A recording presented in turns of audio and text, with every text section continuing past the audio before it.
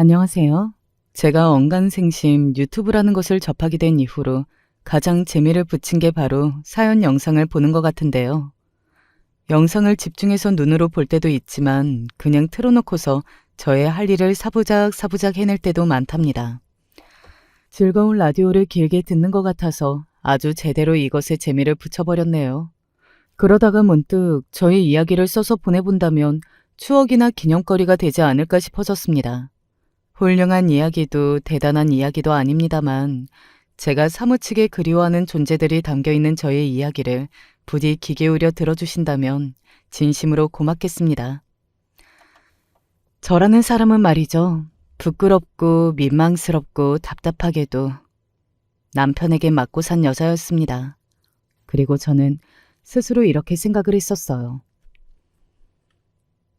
그리 심하게 맞은 것도 아니니까 심각한 문제는 아닐 거야. 내가 팔이 부러지기를 했어. 아니면 다리를 절게 됐어. 그런 게 아니니 이 정도면 멀쩡한 거지. 이 세상에 그리고 우리나라에 집에서 맞고 사는 여자가 얼마나 많겠어. 다들 겉으로 말을 안 하고 살아서 그렇지. 나 같은 여자가 세상에 많다 못해서 아주 널렸을 거야. 저는 참으로 어리석고도 우스운 여자였던 것입니다. 지금 현재보다는 그 시절, 그때 많이 좋아했던 가슴 아픈 여성상의 표본이 바로 저였던 듯 싶네요. 어쩌면 저는 진심으로 그렇게 생각이 들었다기보다는 그런 식으로라도 생각하지 않으면 제 자신이 너무 비참하고 초라하고 가엾어서 견딜 수가 없으니까 일부러 생각을 그런 식으로 하면서 아무렇지 않은 척 굴었던 것 같습니다.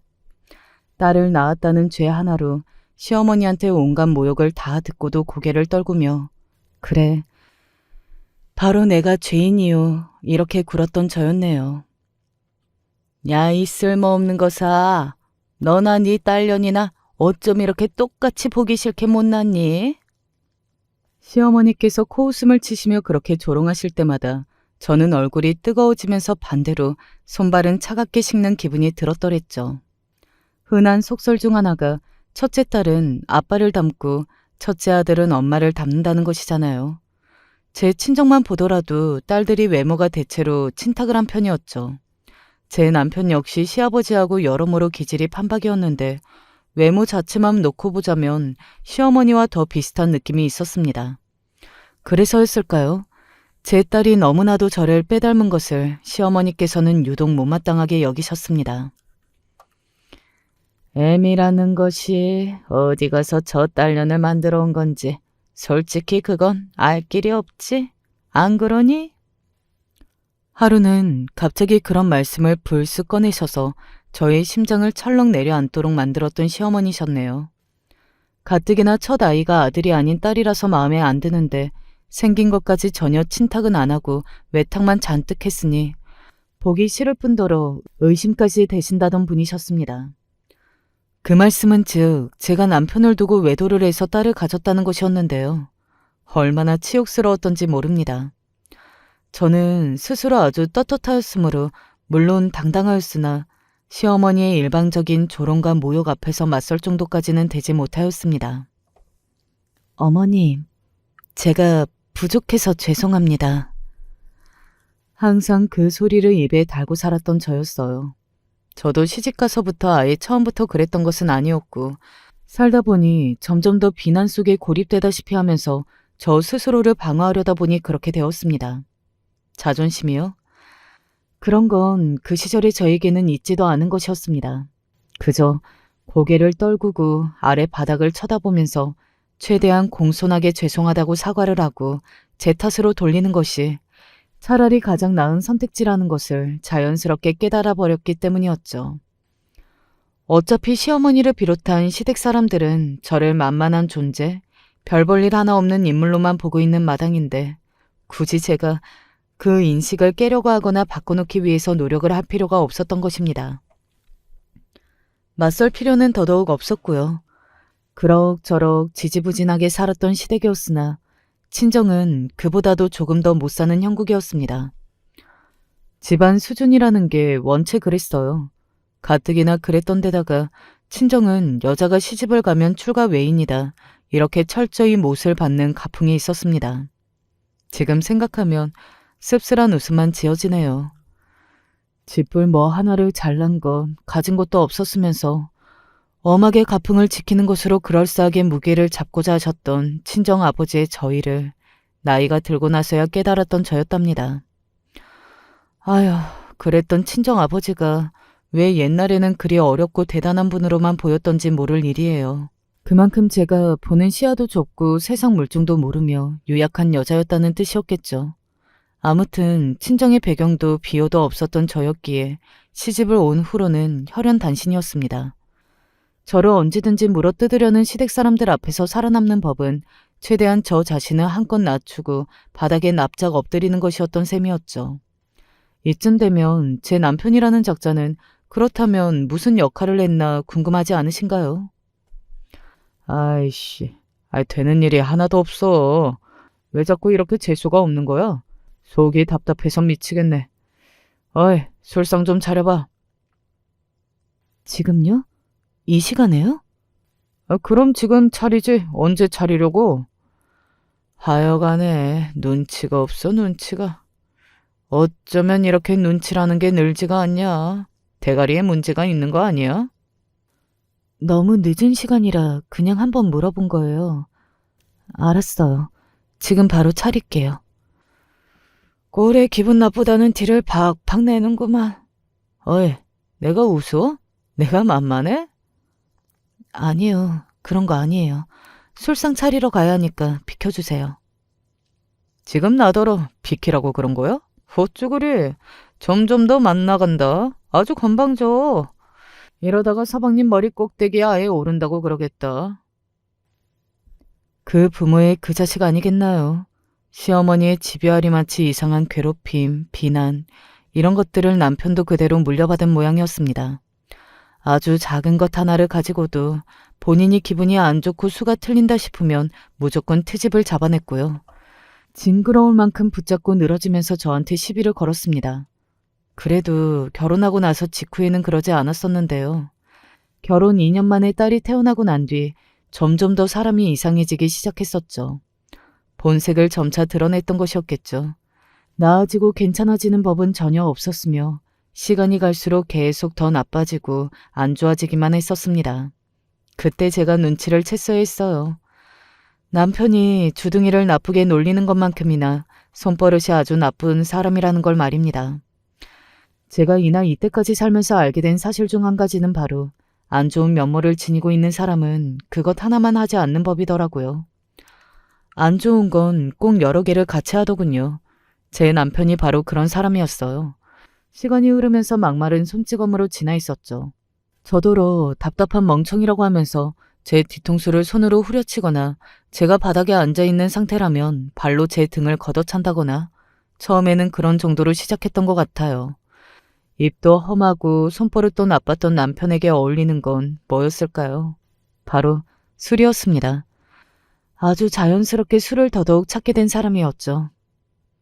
술을 하면 할수록 그때마다 취해서 저를 때리고 온갖 입에 담지 못할 욕들을 퍼부었던 사람이었네요.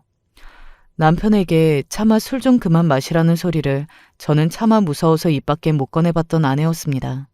이게 어디 정상적인 부부인가요? 무서워서 하고 싶은 말도 눈치만 보다가 영영 못 꺼냈는데 이런 걸 부부랍시고 가정이랍시고 자식 둘을 낳고서 살았던 게 생각할수록 기가 막힐 따름입니다. 그래도 그 시절에는 하루하루 사라지니까 또 그냥 살았습니다. 버티는 게 일상이었습니다. 참으며 인내하는 게 능사였으며 이러다가 언젠가 좋은 날이 올 거라는 희망을 품는 것이 유일한 위로였습니다. 답답하게 살았으나 제 자신에 대한 연민은 그리 크지 않았습니다. 저의 젊은 나날이 불쌍하고 아까웠다고 한들 이미 다 지나가 버린 것을 어찌하겠습니까? 또한 저의 선택이 아예 없었다고 보기도 어려울 것을요.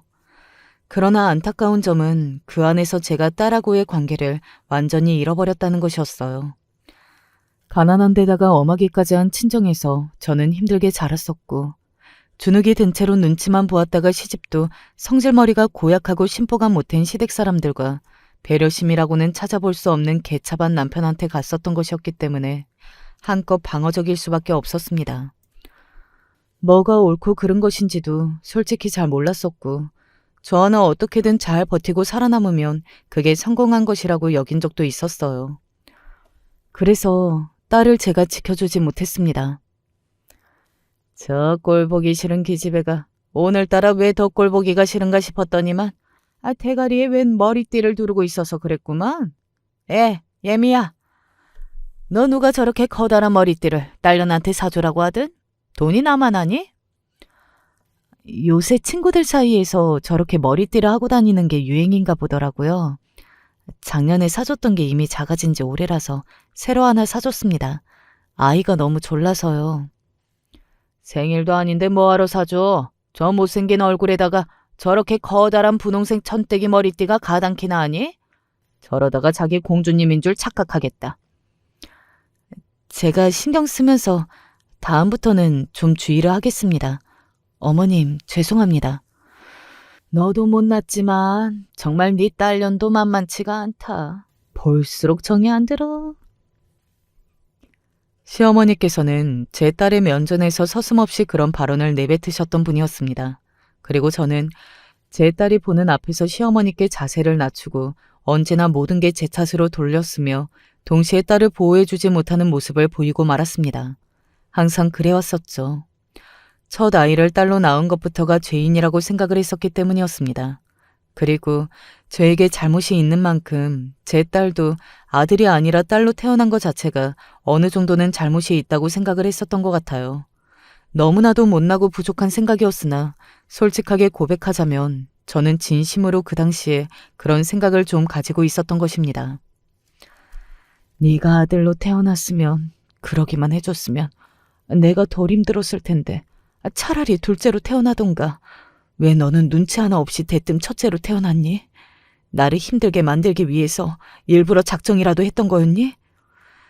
그랬던 거라면 너는 성공했다. 네 덕분에 나는 힘드니까. 괜히 첫째를 딸로 낳은 죄 때문에 내가 당최 몇 년을 지금 이렇게 눈치를 보며 힘들어하는지 어쩌면 이건 평생 갈지도 모르겠어.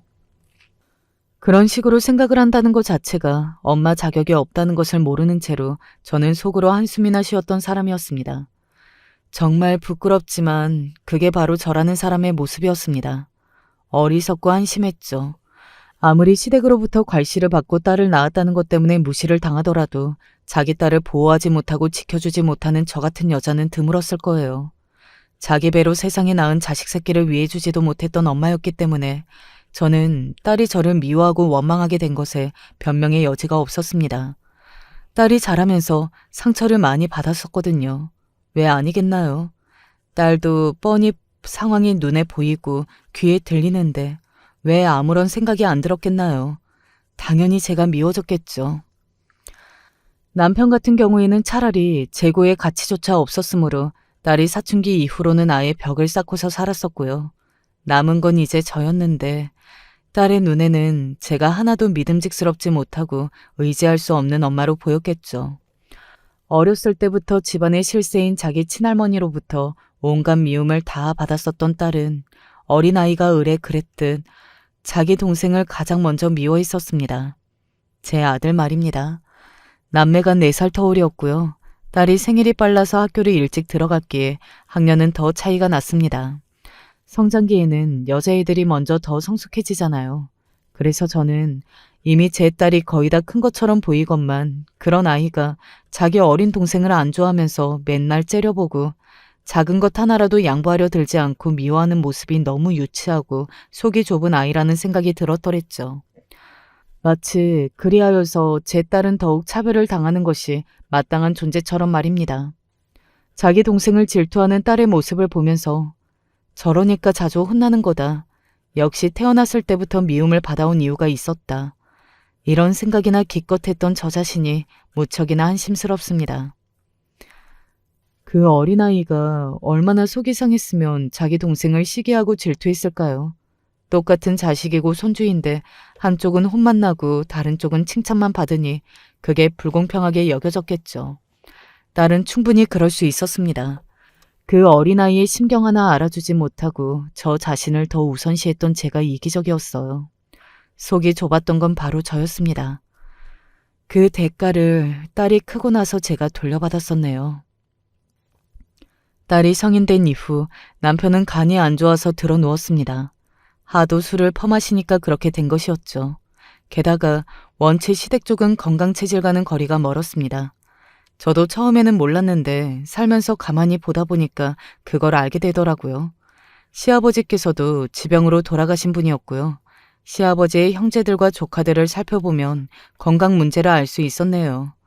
반면에 시어머니 쪽은 꽤 건강한 편이었고요. 아무튼 남편이 쓰러졌는데 그때 제가 목욕탕 청소 일을 다니면서 남편을 간병했습니다. 어떻게든 남편의 회복을 위해 사력을 다하는 저를 딸은 믿을 수 없다는 눈길로 바라봤었죠. 제발 정도껏 하세요.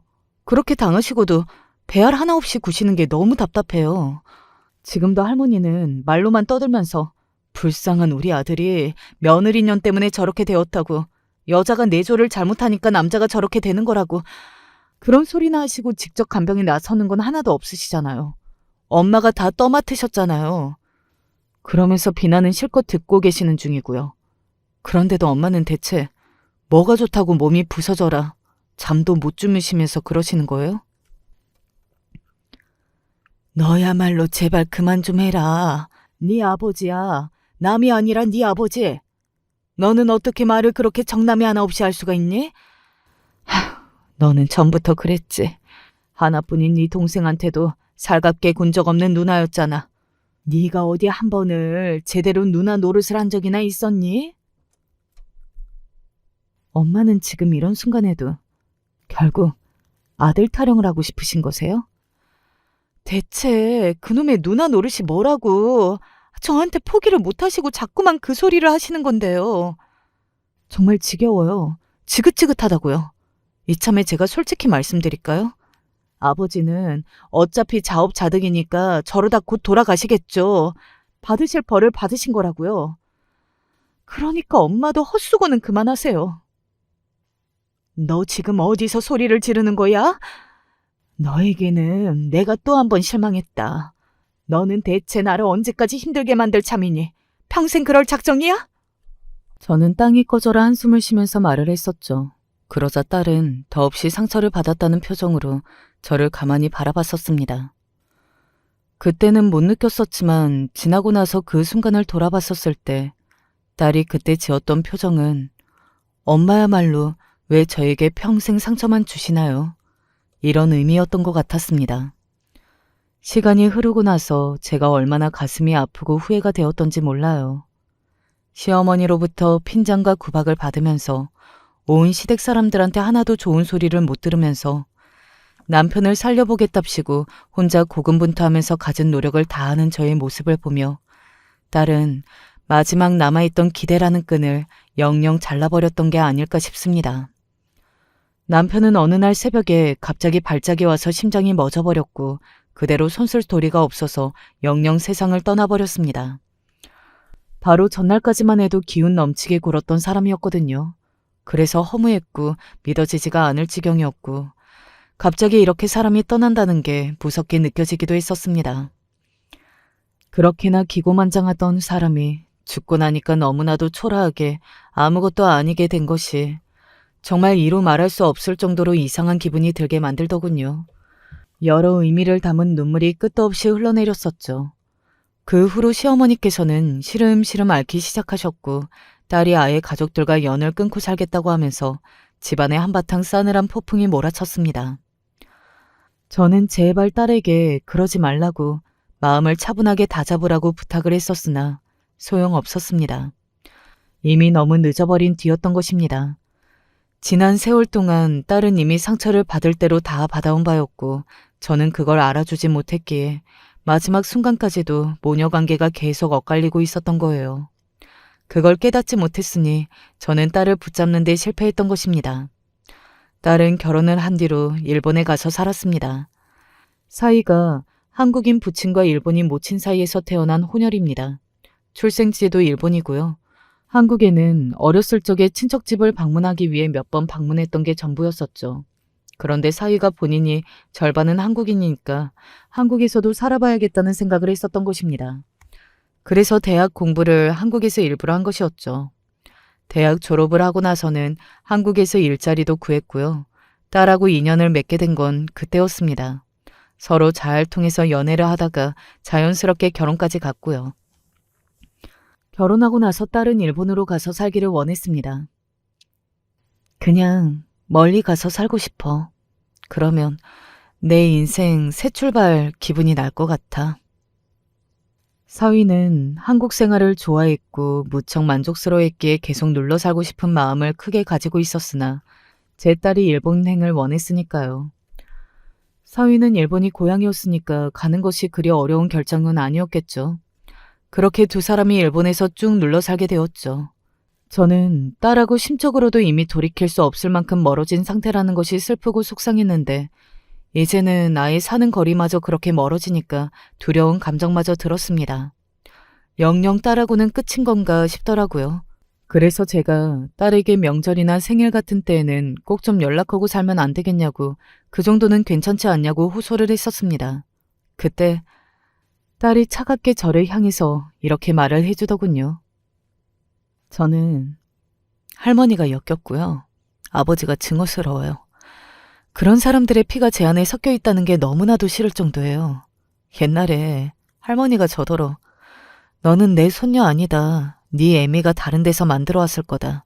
이런 소리를 하신 적이 있었거든요. 차라리 그러기를 바랐었네요. 할머니랑 피가 섞인 게 너무 싫었었거든요. 그런데요. 다 지나고 보니까 할머니나 아버지보다는 엄마가 더 원망스럽더라고요. 제 평생 엄마의 한심스러운 모습만 보고 살았어요. 엄마는 그걸 제가 보게 만들었어요. 그리고 끝까지 정신을 못 차리셨죠. 그쯤 되니까 이런 생각이 들더라고요. 아, 어쩌면 그냥 엄마는 일방적으로 당하면서 바보 취급받으시는 걸 좋아하는 분이 아닐까. 그런 분인 줄도 모르고서 나 혼자 속으로 애 같아서 답답해했던 게 아닐까. 이런 생각이 들고 나니까 제 머리와 가슴이 차갑게 식었어요. 그리고 엄마는 그토록 나약한 사람이면서 저한테만 강하게 구셨었잖아요. 저한테는 하고 싶은 말씀을 다 하셨었죠. 이제 이 모든 것에 질렸어요. 저의 지난 인생을 가능하다면 도려내고 싶을 정도예요. 저는 앞으로의 제 인생을 저대로 잘 살아볼 테니까 엄마는 엄마가 알아서 잘 사세요. 이번 생에서는 다시 만나는 일이 없으면 가장 좋겠네요. 딸의 촌철살인을 듣고서 제가 눈물만 주룩주룩 흘렀습니다. 무슨 수로 제가 딸을 붙잡을 수 있었겠나요? 이제 저에게 방법은 없었습니다. 딸은 일본으로 떠나버렸고 저는 점점 더 시어머니를 향한 원망, 증오가 제 안에서 커져갔던 것 같아요. 아니, 사실 더 정확히는 시어머니 앞에서 굴복하며 저 자세로 엎드릴 수밖에 없었던 지난날의 저 자신을 향한 혐오였던 듯 싶습니다. 엄마, 이제 친가 쪽이랑은 거리 두고 사세요. 그러신다고 해도 세상에서 엄마를 손가락질할 사람은 없어요. 그런데 어느 날 아들이 저한테 그렇게 말을 해주더군요. 성질머리 한번 고약하고 못됐던 시어머니셨으나 그래도 제 아들, 당신의 친손자에게는 제법 상냥하시고 너그러우셨던 분이었습니다. 하지만 그렇다고 해서 아들이 기고만장하고 오만하게 자라나지는 않았어요. 어렸을 때부터 편애를 받아왔었지만 그렇다고 해서 우쭐하는 법이 없었던 아들이 타고난 성격이었던 것 같습니다. 게다가 남편이 워낙 집안의 가장으로서 그리 모범적이지 못한 모습을 보여왔었으니까요. 그런 걸 보면서 아들도 속으로 느낀 게 많은 모양이었죠. 자랄수록 자기 누나한테도 미안해하던 녀석이었습니다. 아주 어렸을 때는 몰랐으나 크고 나니까 자기 누나한테 미안한 게 많다고 했었죠.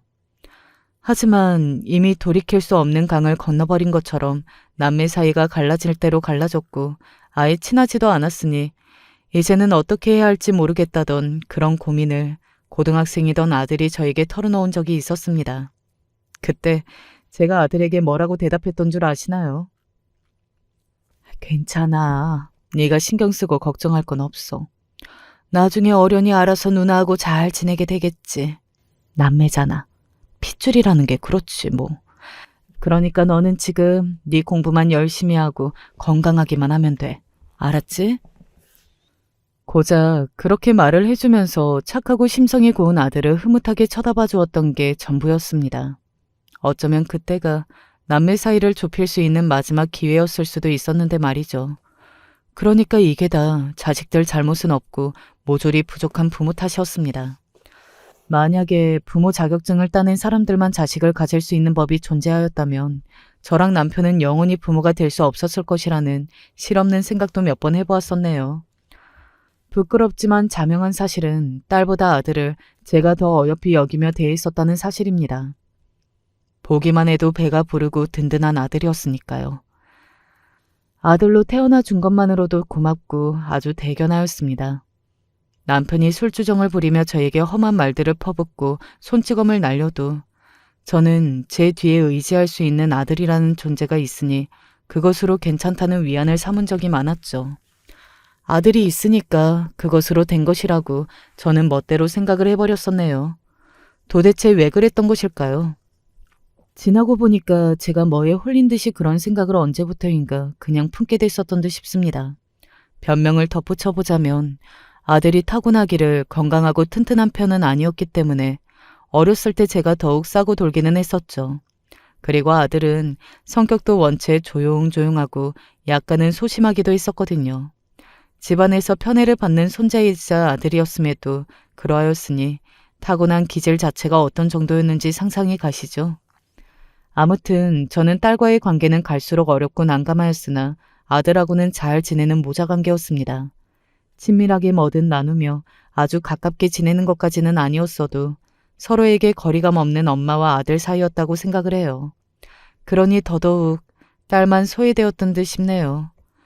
자기 누나가 가족들과의 연을 끊고 살겠다고 선언을 한 것도 모자라서 아예 결혼한 뒤 일본으로 가버린 것에 아들은 본인의 탓도 있는 것 같다면서 많이 우울해 있었습니다. 아니야. 그럴 것 없어.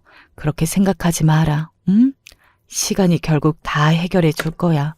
그리고 네가 무슨 잘못이 있겠니? 다 이 부족한 엄마 잘못이지. 제가 아들을 위로해주며 언젠가 딸이 한국으로 돌아올 것이고 그때는 가족 간에 화목하게 지내게 될 것이라고 말을 해줬었죠. 그런데 아들은 저의 말을 썩 믿는 눈치가 아니었어요. 제 말을 믿으며 기대하는 대신에 체념을 하는 편을 택했었죠. 아버지도 안 계시고 누나도 없고 제가 열심히 해서 엄마를 잘 모실게요. 저는 아들이 말로나마 그렇게 생각해주는 것이 너무나도 대견스러웠답니다. 딸을 생각하면 가슴이 찢어질 것 같았으나 아들을 붙잡고 어떻게든 살다 보면 또 사라지는 게 인생이고 그러다 보면 먼 나중에 언젠가에 딸과 화해를 하는 순간도 올 것이라는 기대를 해봤었네요. 아들이 썩 활발한 성격은 아니었더랬죠. 사회생활을 하는 것에서도 적응에 어려움을 겪기도 했었고요. 그래서 사회에 첫 발을 내딛었던 시점에 많이 힘들어했었습니다. 너무 스트레스를 겪고 있길래 그걸 알게 된 제가 아들의 속내를 들어봤었는데 업무적인 것보다도 인간관계에서 오는 고충을 너무 힘들어하고 있었죠. 불합리한 것 앞에서 차마 대놓고 싫다는 말은 못하겠고 꾹 참느라 마음고생이 심했고요. 제 귀한 아들이 사회에 나가서 고작 그런 취급을 받고 있다는 걸 알게 되자 진짜 눈에서 불이 튀었습니다. 그래서 당장에 그 일을 때려치라고 했었고요. 아들은 반년 넘게 일을 쉬면서 지내다가 아르바이트를 시작했었죠. 간단하게 아르바이트를 하면서 자신감을 끌어올린 후에 정식 취업을 다시 했었고요. 큰 회사의 계약직으로 들어갔었습니다. 작은 곳에서 불합리한 구조를 겪어봤었던 아들은 큰 회사에서 새로운 체계를 접하게 됐고 많은 것을 느끼고 배우게 됐어요. 안타깝게도 정규직으로 전환은 안 되었고 계약 기간을 채운 끝에는 나와야만 했는데 그 경험을 바탕으로 꽤 괜찮은 곳에 취업을 해냈습니다. 보는 눈을 기른 후였기 때문에 본인과 잘 맞는 환경을 지닌 회사를 들어갈 수 있었고요. 정말 감사한 일이 아닐 수 없었죠. 너무 대견하고 뿌듯했습니다. 이제 단 하나의 걱정은 아들이 결혼할 여자를 아직 못 만나고 있다는 것이었는데 아들의 성격상 원체 연애를 어려워했었거든요. 예전에 성인이 되자마자 20살 때 연애를 풋풋하게 시작을 했었는데 그때 시어머니께서 온갖 간섭을 다 하시고 호들갑을 떠시면서 제 아들에게 이것저것 다 물어보셨었죠. 사귀는 여자애를 데리고 와보라고도 하셨었고요. 당신이 직접 보시고 괜찮은지 아닌지 판단을 내려야겠다고 말씀하셨는데 그때 아들의 표정은 완전히 기가 질린 듯한 느낌이었어요. 고작 20살짜리의 첫 연애였는데 그렇게 사달을 내놓으시니까 아들이 원체 성격도 내향적인 편이었기 때문에 더욱 연애에 보수적으로 되었던 것 같아요. 많이 망설여지게 되었죠. 그런 아들이 나이를 먹으면서 이제는 결혼을 생각해야 하는 때에 이르니까 더욱 누구를 만나는 것이 부담으로 다가오고 신중해지는 듯 싶었습니다. 아들의 성격을 아니까 저는 차마 채근하지 못하면서 소가리만 하고 있었는데요. 그러던 어느 날 놀랍고 반갑게도 아들이 결혼할 여자를 저에게 인사를 시켜드리고 싶다면서 그러는 게 아니겠어요? 어머나 깜짝이야.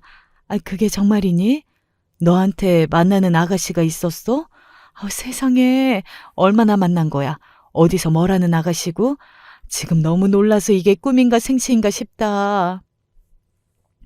아들이 결혼하겠다고 이야기를 꺼낸 것 덕분에 저는 실로 몇 년 만에 진심을 담아서 환한 웃음을 지어봤더랬죠. 그러고 나니까 문득 지난 몇 년 동안이나 진심으로 행복하게 큰 소리로 웃어본 적이 없었다는 생각이 들어서 남몰래 가슴이 잠시 뻐근해지기도 했었네요. 아무튼 아들은 저 몰래 꽤 오래도록 연애를 해왔던 것이었는데요. 그도 그럴 것이 며느리가 해사한 웃음을 조용하게 짓는 인물이었기 때문에 그런 성격과 제 아들의 성격이 맞물려서 연애도 조용하게 이어가는 것이 가능했던 듯 싶어요. 두 사람이 처음 만났던 것은 아들이 불합리한 일들을 연속으로 겪으면서 너무 힘든 회사 생활을 하고 있던 그때였다고 합니다. 그때 며느리는 투잡을 하고 있었어요. 회사 일을 마치고 퇴근을 한 뒤 저녁에 잠깐 3시간씩 아르바이트를 했다고 그러더군요. 퇴근을 하고 나서 파김치가 되어 손 하나 까딱하기 싫었을 텐데 세상에나 어쩌면 그렇게 투잡을 뛸 수가 있었을까요? 대단하고 짠합니다. 며느리가 아르바이트를 하던 바로 그 업장에 아들이 손님으로 가면서 두 사람이 처음 인연을 맺게 되었습니다. 그래서 아들이 퇴사를 했던 다음에 마음을 추스르면서 쉬다가 아르바이트라도 해볼까 하면서 집 밖을 나섰던 것이었어요. 그게 며느리의 조언이었던 것입니다. 두 사람이 서로에게 힘이 되고 의지가 되는 연애를 이어왔음이 분명했습니다. 제가 많이 부족하다는 거 스스로 잘 알고 있어요. 그래서 저를 받아주신 어머님께 진심으로 감사드려요. 앞으로 정말 제가 진심으로 잘하겠습니다. 아이고, 그렇게 생각할 것 없어. 우리 아들하고 둘이서 너무 잘 어울리는 항상이라서 내가 다 흐뭇하고 고맙고 기쁜데. 앞으로 그저 둘이서만 행복하게 잘 살 궁리나 하면 돼. 나는 신경 쓸 것 없어. 두 사람이 잘 사는 게 중요하지. 스스로를 낮추는 며느리에게 저는 그럴 필요가 없다고 얘기를 해줬었죠. 제 앞에서 주눅이 들어 보이는 며느리의 모습에서 저는 왜 제가 겹쳐 보였을까요? 시어머니 앞에서 무조건 죄인이 되어 고개를 숙이고 살았던 저의 지난 모습이 떠올라 버렸습니다. 그래서 더욱 며느리의 손을 따스하게 잡아주고 말았던 것 같네요. 제가 받아보지 못한 온정을 며느리라도 받아보고 느낄 수 있다면 좋겠더라고요. 며느리는 진심으로 저에게 감동한 눈치였습니다. 자꾸만 저에게 앞으로 본인이 잘하겠다고 거듭 그러더라고요. 제가 그럴 필요 없다고 만류하는데도 말입니다. 며느리가 가정적인 결핍이 있는 사람이었어요. 들어보니 며느리의 인생도 참으로 기구하였습니다. 며느리의 양치는 사이가 좋지 않았고 틈만 나면 부부싸움을 해서 어린 자식들을 불안하게 만든 사람들이었습니다. 가장 부모의 사랑을 많이 받으며 자라야 했을 어린 나이였으나 며느리는 그러지 못했죠. 며느리가 9살 나이였을 때 급기야 모친이 집을 나가셨는데요. 며느리에게는 1살 위에 연년생 오빠가 있었는데 모친이 집을 나가면서 데리고 갔습니다. 그러니까 아들만 데리고 가고 딸은 두고 갔던 것이었죠. 며느리는 영문을 모른 채 그냥 남겨졌습니다. 모친이 영영 떠나버린 것도 오빠만 데리고 간 것도 시간이 지나서야 깨달았던 것이고 당시에는 아무것도 몰랐다고 해요. 며느리는 부친의 눈치를 보면서 조용히 지내야만 했습니다. 그러다가 며느리가 중학생이 되었을 때 부친이 재혼을 하셨어요. 어린 자식이 둘 있는 여자하고 재혼을 해서 살림을 합쳤던 것이었죠. 계모가 생기고 나서야 며느리는 자신의 부모가 정식으로 이혼을 했다는 사실을 알게 되었습니다. 계모는 친자식들만 아끼고 챙겨줬죠. 며느리는 중학교 사춘기까지 겹쳐서 마음고생을 말도 못하게 했어요. 어느새 집안에서 미운 털이 잔뜩 박혔고 낙동강 오리알 신세나 다름없었습니다. 피가 한 방울도 안 섞인 동생들과도 전혀 친하지 못했고요. 계모가 의도적으로 선을 그으며 차별을 했기 때문입니다. 며느리는 고등학교를 졸업하자마자 대학을 안 가고 미용실에서 일을 시작했습니다. 집에서는 거의 쫓겨나다시피 했었고요. 현금 500만 원을 주면서 자취방을 구해서 알아서 살라는 소리를 하는 부친의 모습을 봤으니 며느리의 입장에서는 그게 쫓겨난 것과 다름없이 느껴졌을 것입니다. 사실상 그게 맞았기도 했고요. 기술을 배워서 먹고 살고자 했었던 며느리는 원래 미용 쪽에 관심이 있기도 했기 때문에 미용실에 들어간 것이었는데요. 말도 안 될 정도로 돈을 조금밖에 안 주면서 부려먹기는 다 부려먹고 기술도 잘 안 가르쳐주고 텃세만 부려댔던 그 바닥에서 며느리는 못 볼 꼴을 다 보았습니다. 불합리한 일들 투성이었고 그럼에도 어떻게든 버텨보았으나 5년 만에 그쪽 일을 그만두게 되었죠. 그렇게 힘든 바닥에서 돈은 쥐꼬리만하게 받고 5년을 버틴 것이 정말 믿어지지 않을 따름입니다. 미용실에서 5년을 구른 며느리는 사무직 일을 하고 싶었는데요. 취업이 쉽지 않았습니다. 전문대라도 나올 곳을 그랬구나. 미래를 내다보지 못했던 내가 한심스러워. 나는 왜 이렇게 미련할까? 며느리는 우울해서 자기 혐오까지 하게 됐습니다. 돈을 못 벌고 능력이 없으니 그런 자식은 필요 없다면서 며느리는 그 무렵에 집에서 아예 내쳐졌어요. 계모가 앞장섰고 부친이 그에 동조를 한 것이었죠. 심지어 며느리에게 말도 안 하고 가족이 이사를 가기까지 했습니다. 충격에 빠진 며느리는 그들이 자신의 가족이 아니라고 생각하며 살아가기로 마음을 정리했고요. 그래도 어릴 적 인사도 못하고 헤어졌던 생모를 향한 그리움은 항상 있었죠. 고민 끝에 며느리는 생모를 찾아 나섰고 기적적으로 연락이 닿게 됐습니다. 그때 생모가 며느리를 향해서 이렇게 물었죠. 너 돈 좀 있니? 정말 미안한 소리지만 돈 좀 빌릴 수 있을까? 다른 건 아니고 우리 아들이 결혼을 해야 하는데 돈이 너무 필요해서. 며느리는 가슴이 찢어지는 듯하였습니다.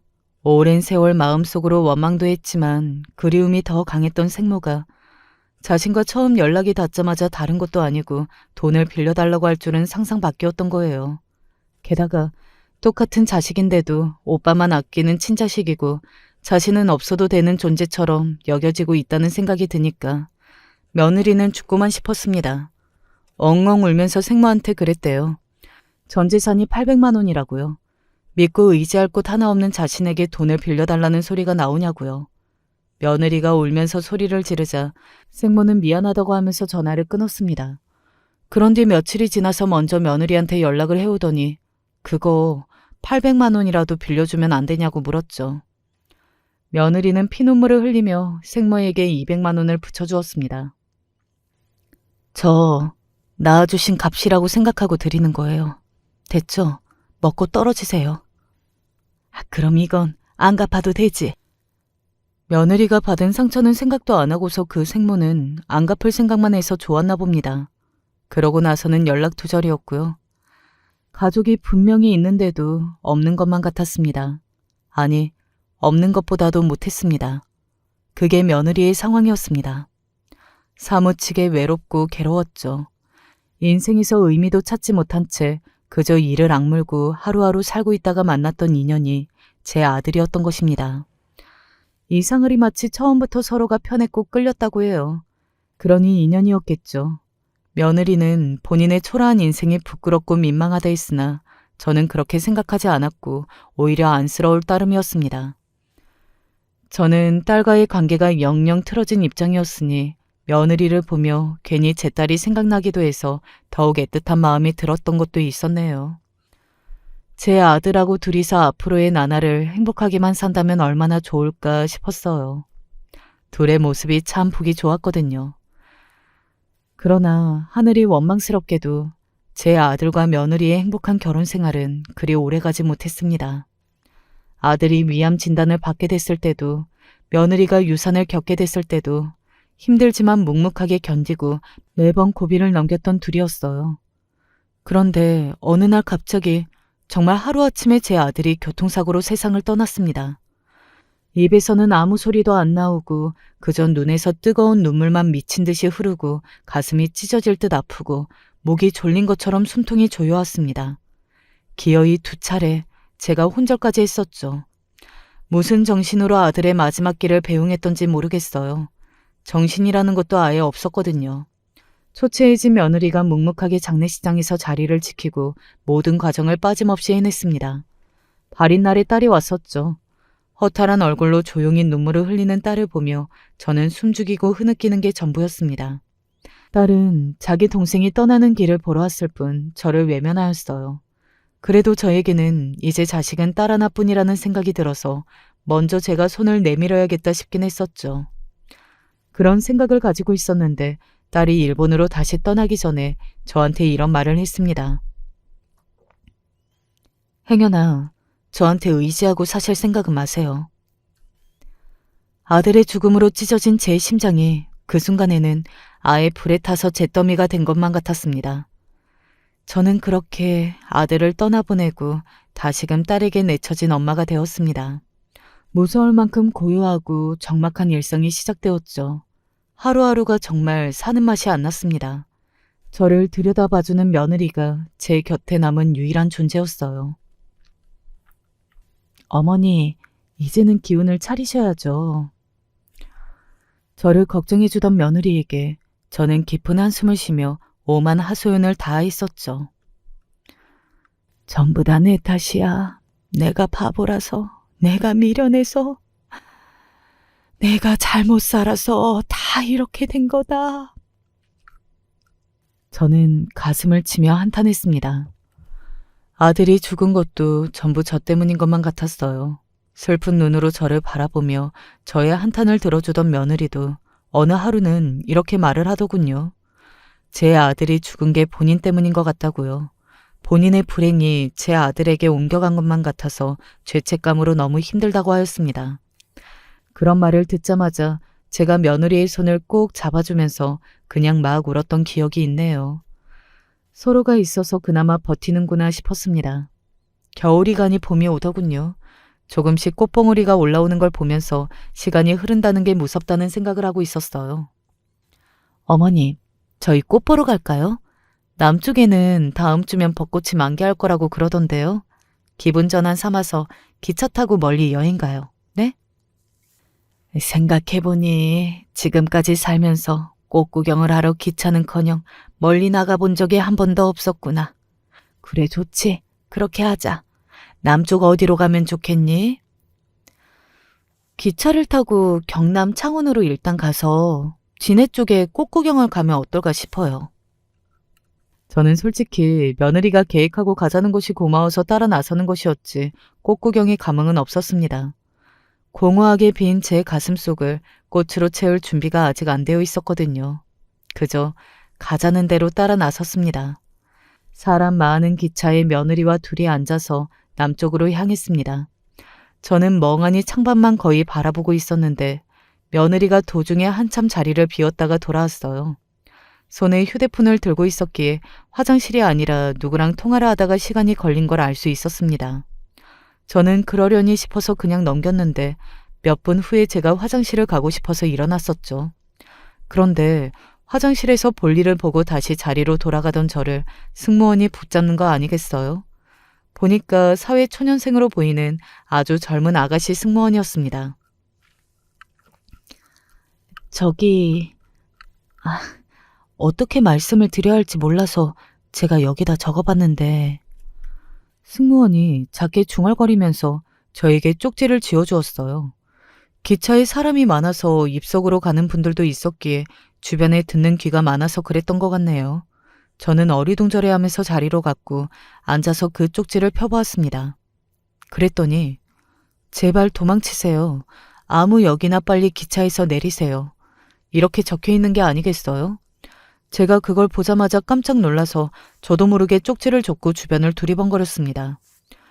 옆에 앉아서 눈을 붙이고 있던 며느리가 저더러 무슨 일이냐고 물었는데 이상하게 사실대로 입이 안 떨어졌어요. 그래서 아무 일도 아니라고 대답을 해버렸습니다. 며느리가 다시 눈을 감았고 저는 세차게 뛰는 가슴으로 고개를 높이 뺀 채 그 승무원이 지나가지는 않을까 살펴보았어요. 그런데 조금 있다가 보니 그 승무원이 제가 타 있는 칸 안으로 들어오는 거예요. 시선이 딱 마주쳤고 그 승무원은 무척 당혹스럽고 초조하다는 듯이 저를 쳐다봤는데 희한하게 저랑 며느리 쪽을 번갈아서 보는 겁니다. 너무 이상하잖아요. 그래서 제가 살짝 잠에 든 며느리 몰래 살금살금 자리에서 일어났고 승무원에게 향했습니다. 기차가 마침 역에 정차할 때가 돼서 사람들이 여럿 일어나고 있었죠. 사람들 사이를 뚫고 가서 그 승무원에게 대관절 무슨 영문이냐고 제가 물으려던 그때였습니다. 이번 역에서 그냥 내리세요. 제가 아까 일행분이 통화하시는 걸 들었거든요. 그분이 며느리 맞죠? 들어보니까 시어머니랑 같이 죽을 작정이다. 저승에서 엄마를 영원히 저주하겠다. 자꾸 이런 소리를 하시던데 아무래도 할머니가 위험하신 것 같아서 제가 지금 너무 걱정돼서 그래요. 그 앳된 얼굴이 불안으로 가득 차서 저에게 말을 하는 거예요. 제가 심장이 쿵 떨어지더군요. 이게 무슨 상황일까 싶으면서도 머릿속에 하얗게 질린 채 저는 승무원에게 떠밀리듯이 그 역에서 내리고 말았습니다. 왠지 그게 마지막 기회이자 갈림길일 것 같다는 예감이 강력하게 들고 있었기 때문입니다. 홀린 듯이 내리고만 저는 기차가 다시 출발을 하고 점점 멀어지자 다리에 힘이 풀려서 주저앉고 말았어요. 넋이 나가 있다가 며느리에게 전화를 걸어봤죠. 그랬더니 휴대폰이 꺼져 있더라고요. 저는 우선 집으로 돌아가는 수밖에 없었습니다. 늦은 저녁이 다 돼서야 집으로 돌아오니까 기운이 하나도 없고 어지럽더라고요. 일단 내일 날이 밝으면 어떻게든 며느리를 찾아 나서든지 해야겠다 싶었습니다. 아니면 며느리가 그 이전에 여기로 올 수도 있다는 생각도 들었고요. 그렇게 기절 같은 잠을 자며 그날을 보냈는데 이튿날 며느리가 죽었다는 연락을 받게 되었습니다. 저와 벚꽃을 보러 가자고 했던 그곳에서 며느리가 생을 마감했더라고요. 알고 보니 그곳은 며느리의 생모가 살고 있는 곳이었습니다. 생모의 고향이기도 했고요. 그곳에서 자신을 버린 생모를 저주하며 그리고 부친과 계모를 향해 원망하며 생을 마감했던 거예요. 애초에 그럴 목적이었던 것입니다. 며느리는 유서에 저의 이야기도 적었습니다. 제가 딸에게 용서를 받을 수 있는 방법은 생전에는 존재하지 않으며 죽는 방법뿐이라고. 왜냐하면 며느리 본인이 딸의 입장이기 때문에 그걸 너무나도 잘한다고 그렇게 적혀 있었어요. 아들도 떠나보냈고 딸에게 용서를 영영 받을 수도 없는 저를 며느리는 그냥 저승길에 함께 데려가고자 했던 것입니다. 더 이상의 아픔도 괴로움도 없는 그곳으로 어머님과 함께 가고 싶었어요. 하지만 기차에서 제 옆자리가 빈 것을 확인했을 때 일이 틀어진 걸 알았죠. 어머님이 눈치를 채셨다는 걸 그냥 알 수 있었어요. 그렇다면 어머님의 선택은 저와 떠나는 것이 아니라 이 고통 속에 홀로 남겨지는 것이겠구나 싶어서 저 혼자 가기로 했습니다. 며느리는 저승에서 제 아들과 못다한 사랑을 나누며 안식을 취하겠다고 하였습니다. 제가 얼마나 울었던지 모릅니다. 사람이 울다가 지쳐 쓰러져 죽을 수도 있겠구나 싶었고 그것 또한 나쁘지 않겠구나 싶었네요. 며느리는 기차에서 생모와 통화를 했던 것이었어요. 그러고 나서 더욱 죽을 결심을 굳혔었고요. 그의 인생이 너무 쓸쓸하고 외로웠건만 제가 힘이 되어주지 못했다는 것이 미안했습니다. 혼자 살아봤자 무슨 소용일까 싶기도 했던 저를 딸이 찾아왔습니다. 앞으로 제가 종종 찾아뵐게요. 그리고 연락은 자주 하면서 지내면 좋겠어요. 우리 이제 그렇게 살아요. 며느리까지 비극적으로 떠나보낸 저를 찾아온 딸은 침통함과 후회 속에 잠긴 얼굴을 하고 있었습니다.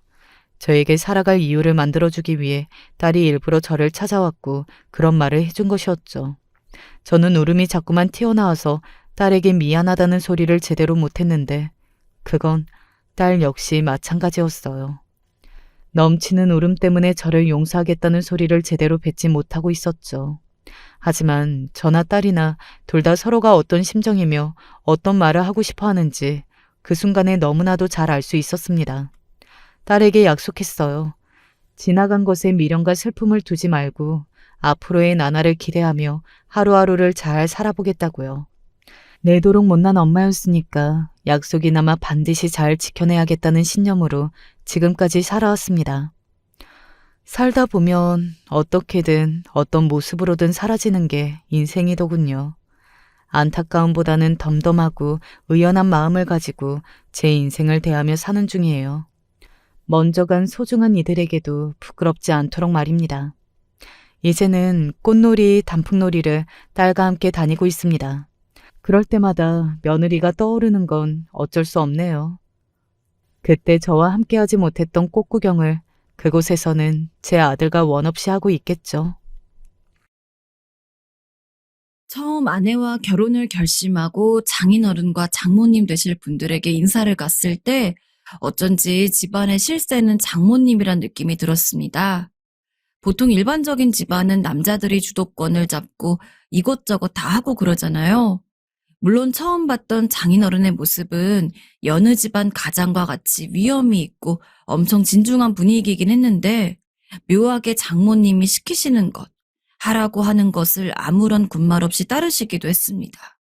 전 그 모습을 보고서 은연중에 아내네 집은 장모님이 실권을 가지고 있구나 라고 생각을 했던 것 같아요. 근데 막상 결혼을 하고 나니까 명절이든 생실이든 처가댁에 갈 일이 있어서 들리면 장모님이나 장인어른이나 거의 비슷해 보이더라고요. 그러던 어느 날, 이서방, 혹시 바쁜가? 다름이 아니라 내가 이서방한테 괜히 부탁할 일이 있어가지고 이렇게 전화를 걸었어. 잠깐 통화 괜찮으면 얘기 좀 들어주게.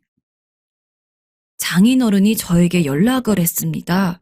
결혼을 하고 나서 한 번도 개인적으로 연락을 하신 적이 없던 분이라서 전 엄청 큰 부탁이 있을 거라고 생각을 했어요. 그래서 전화를 받고는 네, 장인어른, 무슨 일로 전화하셨어요? 하고 물으니 기껏 부탁이 있어서 전화를 걸었다던 장인어른은 왠지 우물쭈물하면서 쉽게 이야기를 꺼내기 힘들어 하시더라고요. 인내심을 가지고 가만히 기다리니까 드디어 말을 할 결심이 드셨는지 이런 말을 하셨습니다. 네, 갑자기 전화해서 이런 부탁을 하기 정말 미안한데 혹시 나한테 5만 원만 줄 수 있겠는가? 당시 저희는 아내 월급 따로, 제 월급 따로 계산을 해서 조금씩 나눠가지고 장모님 통장으로 두 분의 용돈을 드리고 있었습니다. 저 30만 원, 아내도 30만 원을 드리고 있었고 결혼 후 몇 달이 흐를 동안 한 번도 장인어른이 이렇게 전화를 한 적이 없었기에 저는 혹시 이번 달에 드린 용돈이 모자라셔서 그래요? 라고 여쭤보았습니다. 그랬더니 장인어른은 그거는 아니고 라면서 헛기침을 하더니 민망한 듯 속 시원하게 이야기를 못 하시더라고요. 대체 왜 저렇게 말씀하시는 걸 힘들어하나 싶었습니다. 그러면 제가 장모님 계좌로 5만 원 넣어드릴 테니까 장모님한테 말씀드려서 쓰시면 될 것 같아요. 바로 붙여드릴 수 있으니까 잠시만 기다려주세요. 뭐? 아니야. 그렇게까지 할 필요 없어. 지금 보니 이 이야기를 전화로 할 건 아닌 것 같다. 내가 이서방 회사 앞으로 갈게.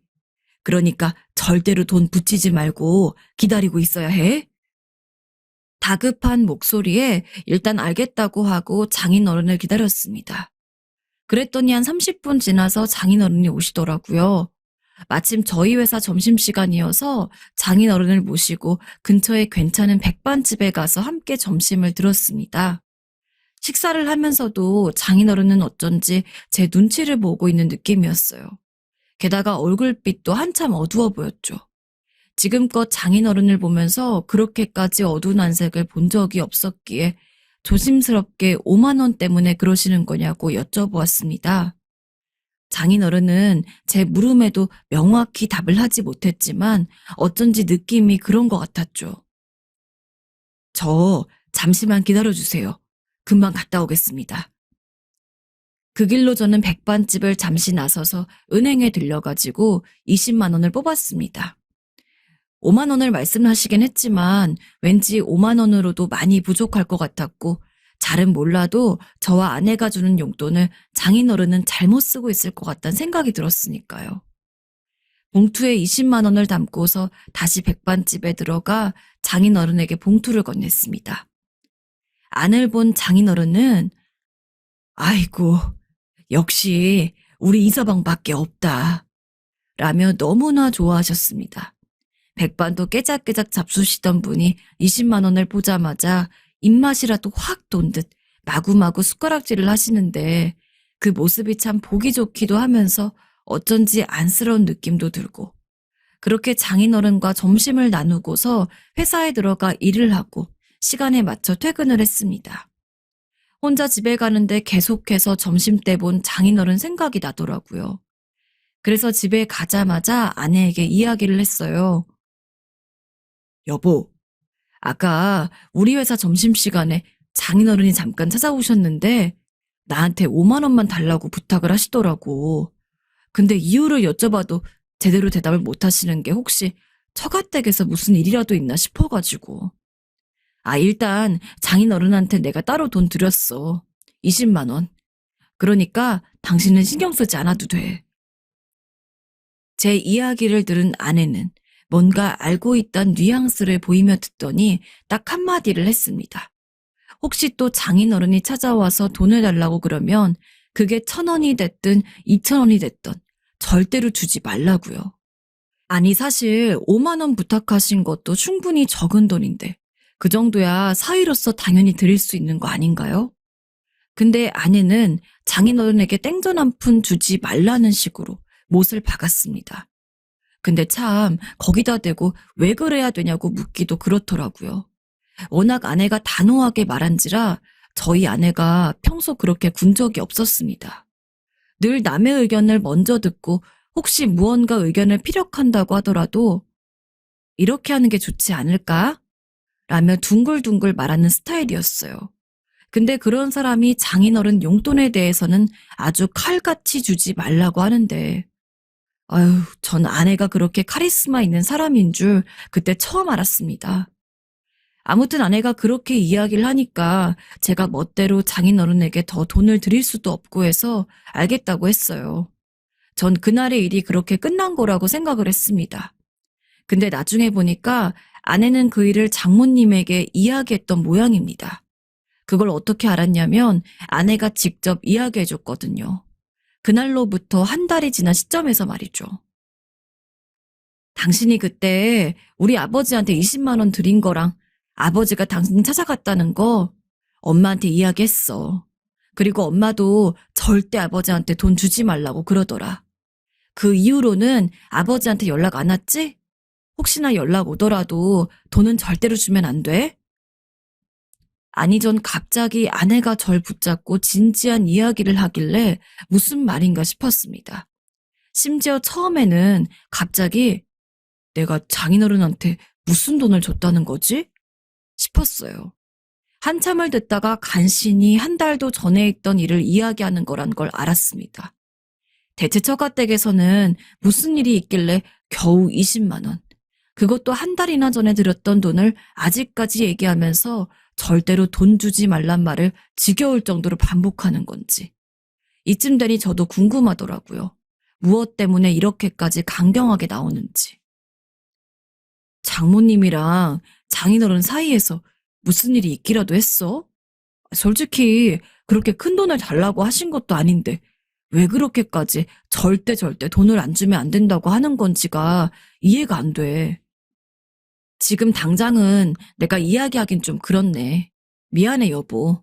나중엔 꼭 알려줄게. 아니 무슨 일이길래. 궁금했던 것도 잠시 결국 아내는 아무것도 알려주지 않으니 저로서도 알 재간이 없었습니다. 그렇게 몇 달이란 시간이 지나고 나니까 저도 그 일에 대해서 차차 잊게 되더라고요. 당장 저희 먹고 살기도 바빴습니다. 그렇게 어느 때처럼 회사 일에 집중을 하고 있는데 또 정말 오랜만에 장인어른이 전화를 했습니다. 그때 저에게 5만 원을 달라고 했던 이후로 처음이었죠. 아, 네. 안녕하세요, 장인어른. 잘 지내셨어요? 뭐, 그럭저럭 지냈다. 전화를 한 거는 다름이 아니라 혹시 오늘 저녁에 시간이 되면 술 좀 사줄 수 있나 싶어가지고. 대신에 우리 딸한텐 비밀로 해가지고 사나이끼리 잔 한번 나누고 싶네. 술이요? 응. 자네한테 깊이 털어놓을 이야기가 있네. 장인어른께서 술을 사달라고 하시니 조금 놀랐습니다. 무슨 일인가 싶어 일단은 알겠다고 하고 그날 퇴근을 하자마자 장인어른을 만났습니다. 회사 근처 자주 가던 포차에 들려서는 소주에 회 한 접시를 시켜놓고 서로 조용히 술만 나눠서 마셨어요. 근데 한 잔 한 잔 들어갈수록 장인어른이 술 기운이 올라왔는지 한껏 빨개진 얼굴로 저를 너무 원망스럽게 보시더라고요. 아무 말도 하지 않았지만 눈빛에 누가 봐도 밉고 싫다는 듯한 느낌이 보였습니다. 갑자기 왜 저런 눈으로 나를 보나 싶어서 슬쩍 눈을 피하고 잔을 들고 입안으로 털어 마시는데 갑자기 장인어른 쪽에서 훌쩍거리는 소리가 들렸습니다. 저도 모르게 장인어른을 봤는데 아니 세상에 장인어른이 눈물을 뚝뚝 흘리고 계셨습니다. 너무 놀라가지고 장인어른 왜 그러세요? 아니, 왜 갑자기 우시는 거예요? 라며 어떻게든 장인어른을 달래려고 했지만 아예 나를 잡았다는 듯이 테이블을 주먹으로 퍽퍽 내리치면서 아주 엉엉 소리를 내면서 크게 우시더라고요. 포차에 있던 다른 사람들이 다 쳐다보는데 그 느낌 아시나요? 모두가 저를 나쁜 놈으로 보는 듯한 느낌. 게다가 주인 아주머니의 날카로운 눈초리도 더해져서 정말 혼신의 힘을 다해 장인어른을 달랬습니다. 장인어른, 일단은 좀 진정하세요. 네? 물을 들이고 등을 도닥거리면서 어떻게든 달래드리자. 그때서야 조금 진정을 하는데 코만 들이마시던 장인어른은 갑자기 저에게 이건 같은 남자 대 남자로 이야기하는 거라며 제발 자기 이야기 좀 들어달라고 성화였습니다. 그러면서 본인의 40년 전 이야기를 꺼냈죠. 우리 딸이 5살이 채 안 됐을 때 내가 사업을 하고 있었어. 그리고 그때 아주 큰 잘못을 저질렀네. 아내가 5살이 채 안 됐을 시절 당시 장인어른은 사업을 하고 있었다고 했습니다. 꽤나 규모가 큰 회사를 운영하고 있어서 그런지 직원들도 많고 하루하루 눈코 뜰 새 없이 바빴다고 해요. 그때 장인어른은 그러면 안 되지만 같은 회사에 다니던 격리 직원에게 마음이 끌리는 것을 느꼈다고 했습니다. 아내도 있고 장모님도 있는 상황에서 이러면 안 된다고 스스로를 다스려 보기도 했지만 계속 마음에 가는 직원이 눈에 밟히는 상황에서 장인어른은 결국 장모님 몰래 그 여자와 만남을 가졌다고 했습니다. 하지만 그렇다고 해서 정말 선을 넘거나 그러진 않으셨다고 해요. 그냥 점심시간에 일부러 그 여자 직원만 따로 불러서는 일 많이 힘들지? 내가 도와줄게. 라며 추근덕거리고 가끔씩 용돈 같은 것 주는 정도에서 그쳤다고 하더라고요. 뭐 솔직히 제가 보기에는 애초에 장모님이 있는 상황에서 다른 여자에게 눈을 돌린 것 자체가 선을 넘은 거라고 생각하긴 했지만 여튼 장모님 몰래 시작된 장인어른의 바람은 약 1년간 지속이 되었다고 합니다. 장인어른은 당시 본인이 철저하게 숨겨가면서 그 여자와 정을 통했다고 생각하신 모양이었는데 보니까 회사 직원들은 전부 다 암암리에 알고 있었던 모양이에요. 그중에서 유독 저희 장모님을 좋아하셨던 직원 한 분이 결국 장인어른이 회사 격리 직원과 바람을 피고 있다는 사실을 알린 모양이었습니다. 그래, 그러면 안 되는 거였는데 일이 그렇게까지 커지게 된 거야. 아, 그러셨군요. 사실 속으로 장인어른도 참 대단하신 것 같다고 생각했어요. 당시 장모님은 본인 남편 회사 직원들인 만큼 자주 들리셔서는 도시락도 싸다 주시고 엄청 격려도 많이 해주셨다고 하는데, 그래서인지 직원들이 장인어른에게 먼저 가가지고 너무 우아하고 착하신 사모님 두셔서 좋으시겠어요 라며 칭찬을 한 적도 많다고 합니다. 그런 장모님이었기에 직원으로부터 장인어른의 바람 소식까지 전해들을 수 있었던 거죠. 당연히 그 사실을 안 장모님은 난리가 났다고 합니다. 그 즉시 회사에 찾아가서 장인어른의 뺨을 때리고 장인어른과 바람을 피웠다던 격리 직원의 무릎을 꿇려 앉힌 뒤 머리채도 잡았다고 해요. 당시 장인어른은 하늘이 무너지는 기분이었다고 합니다. 어떻게 해서 들켰지 라는 생각에서 전 직원들 다 보는 데서 사장인 자신이 무릎을 꿇고 앉아있는 게 쪽팔리기도 하고 화가 나기도 했는데, 일단 장모님에게 비는 것이 먼저다 싶어서 그 상태로 손을 싹싹 모아 비볐다고 해요. 여보, 내가 잘못해서 내가 잠시 미쳤나 봐. 다시는 이런 일 없을 거야. 그러니까 한 번만 용서해줘. 응? 제발. 장인어른은 몇십 분간 손이 발이 되도록 빌고, 그런 장인어른과 바람을 핀 격리 직원은 엉엉 울고, 결국 그 직원이 잘리고 난 후 장모님은 며칠간 냉전을 겪다가 장인어른의 바람을 한번 눈 감아주셨다고 합니다. 하지만 그 일을 계기로 회사 일도 좀 안 되고 직원들도 자꾸 나가고 많이 힘드셨다고 해요. 결국 꽤 크게 차렸던 회사는 졸지에 망할 위기에 처하고, 장인어른은 회사를 다른 사람에게 넘기고 집에 들어와야 했다고 했습니다. 그러면서 어찌저찌 자식 결혼시키고 뭐하고 했는데, 그날 이후 한 번도 바람에 대해서 이야기를 꺼낸 적이 없던 장모님이 한 3년 전부터 시도 때도 없이 자신이 돈 관리를 맡아야 한다고 주장을 했나 봐요. 그러면서 하는 말이, 다른 여자랑 바람을 핀 적이 있는 당신을 어떻게 믿고 내가 돈을 맡겨? 여자한테 미쳐가지고 우리 돈 다 끌어다가 그 여자한테 주지 않으면 다행이지. 잔말 말고 경제권 나한테 넘겨요.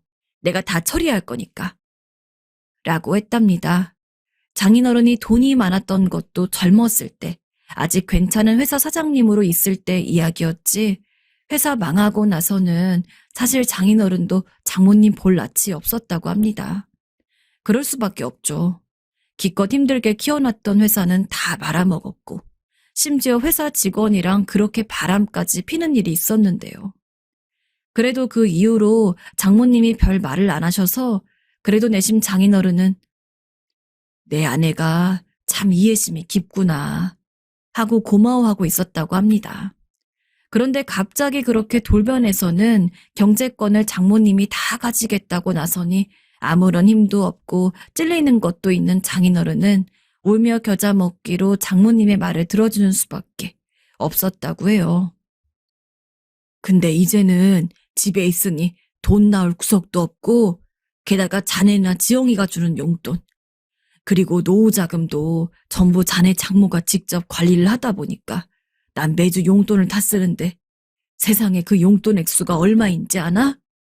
5,000원이야. 5,000원. 세상에 이게 말이 되나? 5,000원이요? 담뱃값 하면 끝나는 돈이라고. 도대체 그 돈으로 뭘 어쩌라는 건지. 솔직히 놀랐습니다. 요새 초등학생들도 일주일에 5,000원은 넘게 받을 것 같거든요. 요새 물가도 비싼데 편의점에서 과자 한 봉지 사면 1,500원입니다. 근데 장인어른 용돈으로는 일주일에 과자 3봉지 사면은 동나는 딱 그런 돈인데, 장인어른 입장에서도 아무리 자기가 잘못한 게 있다고 한들 이건 말이 안 된다고 생각을 하셨다고 해요. 당신, 내가 아무리 잘못을 했어도 그렇지, 일주일 용돈이 5,000원인 건 너무한 거 아니야? 많이 달라는 것도 아니야. 그런 건 바라지도 않아. 그래도 내가 지금 나이가 몇인데 몇만 원 정도는 쥐어줘야 가끔 친구 녀석들이랑 술도 마시고 그러지. 당신이 예전에 바람핀 거 생각하면 빤스 차림으로 집 밖으로 안 쫓아낸 걸 다행이라고 생각해야 해. 무슨 놈의 용돈이야, 용돈이? 용돈 많이 주면 그 돈으로 친구를 만날지, 또 그때처럼 여자를 만날지 내가 어떻게 알고서 당신을 믿고 돈을 줘?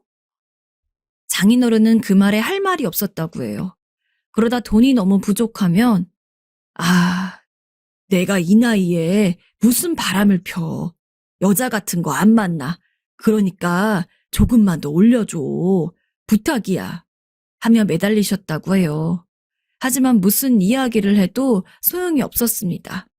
장모님은 불리할 때면 무조건 장인어른이 바람을 폈단 얘기를 했거든요. 내가 말했죠. 당신 못 믿는다고. 그러니 용돈 얘기 꺼내지도 마요. 덕분에 장인어른은 젊었을 적부터 가지고 있던 취미였던 낚시 때문에 돈 많이 벌 때 조금 사두었던 낚싯대를 하나씩 팔아가며 생활을 했다고 합니다. 하지만 오래된 낚싯대를 중고로 팔아봤자 큰 돈을 주지도 못하고, 그래서 친구들이 만나자고 해도 못 만나고 경조사 역시 챙길 수가 없었다고 해요. 그냥 약속을 못 가는 정도였다면 모르겠지만 경조사까지 매번 핑계를 대며 못 가니 그 때문에 평소 친하게 지내던 친구들 사이에서 장인어른은 거의 고마운 것도 모르는 개망난이 취급을 받았다고 했습니다. 하지만 장인어른의 성격상 차마 아내한테 경제권을 다 뺏겨서 일주일에 용돈을 5,000원 받는다는 얘기는 죽어도 할 수가 없었고, 덕분에 친구들로부터 쌓인 오해도 풀지 못한 채 속된 말로 방구석 늙은이가 되어갖고 있었던 거죠. 장인어른은 그게 너무 서러웠던 모양입니다. 그래도 지금까지는 어찌저찌 버티고 있었는데 정말 참다 못해 저한테 한번 돈 달라고 해서 왔던 것도 결국 장모님 귀에 들어갔으니, 나라고 사위한테 5만 원만 달라 말하고 싶겠어? 그날도 자네가 말하는 바람에 나 집에 가서 얼마나 혼나는 줄 알아? 어떻게 사위한테 돈을 달라고 하냐고 염치 없다는 이야기도 듣고, 사위한테 돈 받아서 또 여자 만나러 가는 이야기까지 들었어. 내가 진짜 서럽고 원통해서. 그러셨군요. 전 그것도 모르고. 제가 아무 생각 없이 아내에게 이야기했던 것이 장인어른에게는 몇 날 며칠 장모님에게 쪼이는 원인이 된 거였습니다. 사실 전 여기까지만 들었을 땐 장인어른이 안쓰럽기도 하면서 한편으론 조금 웃음이 나기도 했어요. 왜냐하면 장인어른이 괜히 말로만 그러시는 거지 정말 실제로 장모님이 장인어른에게 그렇게 행동할 거라곤 상상조차 못했거든요. 왜냐하면 저희 장모님 정말 우아하신 분입니다. 저희가 있을 때 화나는 일이 있어도 한 번 큰 소리를 낸 적이 없으셨어요. 그런 모습만 봤던 제게 장모님이 장인어른을 그렇게까지 쪼고 닦다라는 상상을 하기 어려웠죠. 하지만 장인어른의 말을 듣다 보니 확실히 예산일이 아니라는 게 느껴졌습니다. 저한테 돈을 달라고 했다가 들킨 이후로 장모님은 이제 아예 장인어른을 제대로 대접조차 안 해줄 거라고 결심을 하신 건지, 마시는 것을 해도 장인어른에게는 일절 주지 않고 본인만 먹었다고 했습니다. 장인어른이 얼마나 서럽고 슬펐으면 본인의 밥상 사진을 찍은 걸 저한테 보여주는데 충격적이더라고요. 밥에 김치, 간장, 이게 전부예요? 그날 이후로 맨날 저렇게 밥을 주는데, 아이고, 내가 진짜 40년 전에 잘못한 거 하나 때문에 이렇게까지 대접 하나 못 받고 살 줄은 몰랐는데, 나 어떡하면 좋으냐 정말. 내가 오죽했으면 자네 앞에서 이렇게 울기까지 했겠어. 얼마나 서러웠으면. 술에 거나하게 취한 장인어른을 택시에 태워보내고 집으로 와서 아내에게 오늘 일에 대해 얘기를 했습니다. 장모님과 장인어른의 사정에 제가 주제넘게 끼어들 수도 없겠지만, 사실 장인어른의 이야기를 들은 사람 입장에서 아주 개인적인 기준으로 벌써 40년이 지난 일까지 이렇게 물고 뜯는 것은 장모님이 조금 너무한 것 같았거든요. 하지만 아내는 그렇게 생각하지 않는 모양이었습니다. 이제 뭐 아빠 힘없어지고 엄마가 힘있어지니까 복수하고 싶나 봐. 난 엄마가 이해돼. 엄마 풀릴 때까지 아빠가 잘해야지. 솔직히 아빠가 바람 안 폈으면 아이 없었을 일이잖아. 그리고 엄마는 한동안 아빠가 바람 피운 것 때문에 너무 힘들어했어. 그런데 아빠는 사과 같지도 않은 사과만 하고 계속 아무렇지 않게 지냈고 나는 오히려 엄마가 많이 참았다고 생각해. 그 이후로 처가댁에 갈 일이 있어서 가면은 두 분의 분위기는 저도 바로 알 수 있을 정도로 냉랭했습니다. 장인어른은 계속해서 장모님 눈치를 보고 그러나 장모님은 그런 장인어른에게 눈길 한번 주지 않고 신경조차 쓰지 않고 솔직히 이대로 가다가는 정말 두 분 사이가 아예 틀어질 것 같다는 두려움이 들었습니다.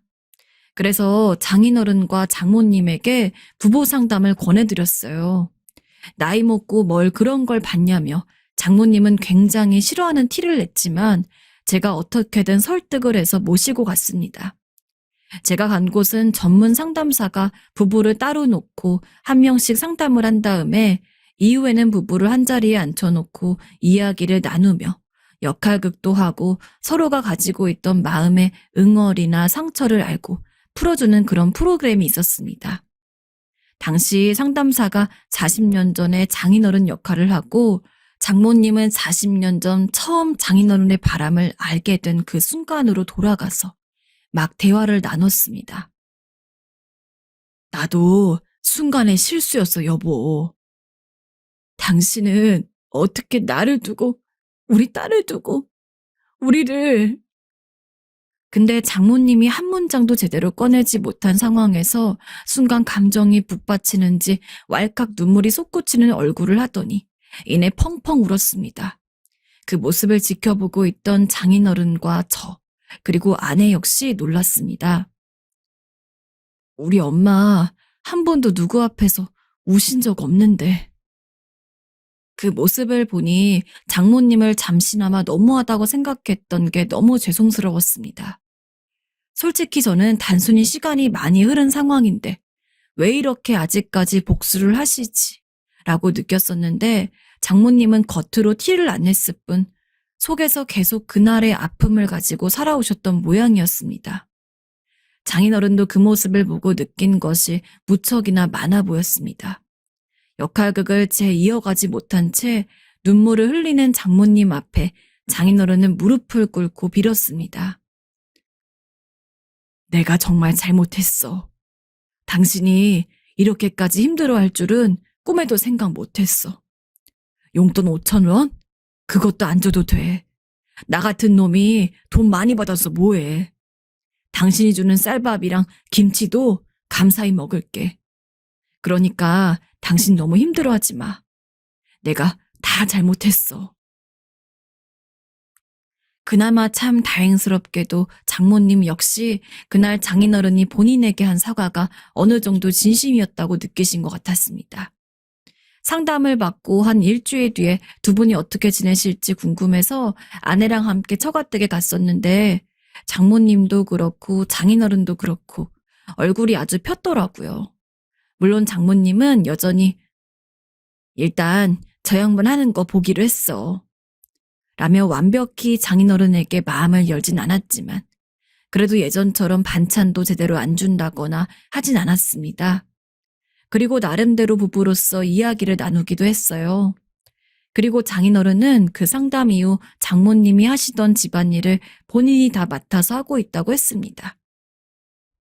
내가 저지른 잘못이 저렇게 오랜 시간 동안 한 사람을 힘들게 할 만한 거였다는 걸 알았는데 내가 할 수 있는 게 뭐 있겠나. 그때로 돌아가서 바람을 안 필 수도 없는 거고. 미안하니 음식 만드는 것도 청소도 내가 다 해야지. 장인어른은 확실히 크게 반성을 한 모양이었습니다. 장모님 역시 그런 장인어른의 마음을 알겠는지 얼마 전부터는 용돈도 일주일 5,000원에서 일주일 5만 원으로 올려주셨나 봐요.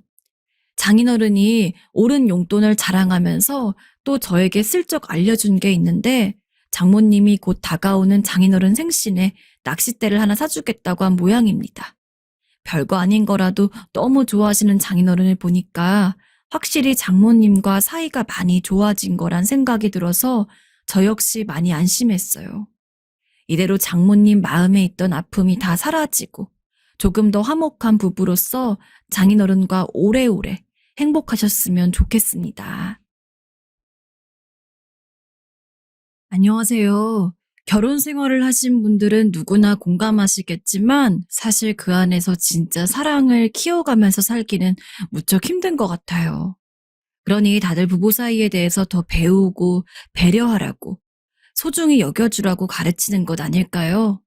그렇게 살지들 않으니 가장 이상적인 목표를 제시하면서 말이에요. 저희 부부 역시 별 다를 것 없지만 저희 시부모님은 참 그 세대치고 보기 드물게 서로를 사랑하며 사셨던 분들이라 기억에 남습니다. 저희 아버님은 그보다 일찍 돌아가신 친정 아버지에 비해 꽤 오래 장수하신 편이에요. 아무리 100세 시대라고 하지만 막상 주변을 보면 또 그렇게 흔하지만은 않더라고요. 반면 아버님은 90세까지 사셨고 몸이 불편하셔서 요양을 하신 것은 5년여 정도의 시간이었어요.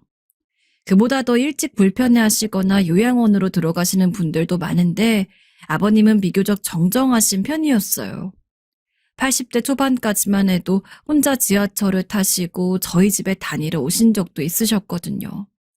제 남편은 막내 아들이었고 이 위로 아주버님들 두 분이 계시는데요. 아버님을 닮아서 그런지 다들 흰머리도 별로 없고 피부도 매끈한 편인 것 같아요. 적어도 100세는 넘겨야 장수한다고 치겠지만 그래도 건강을 잘 유지하시며 오래 사신 편이니 이런 부분에서 참 보기 좋은 예이기도 하셨어요.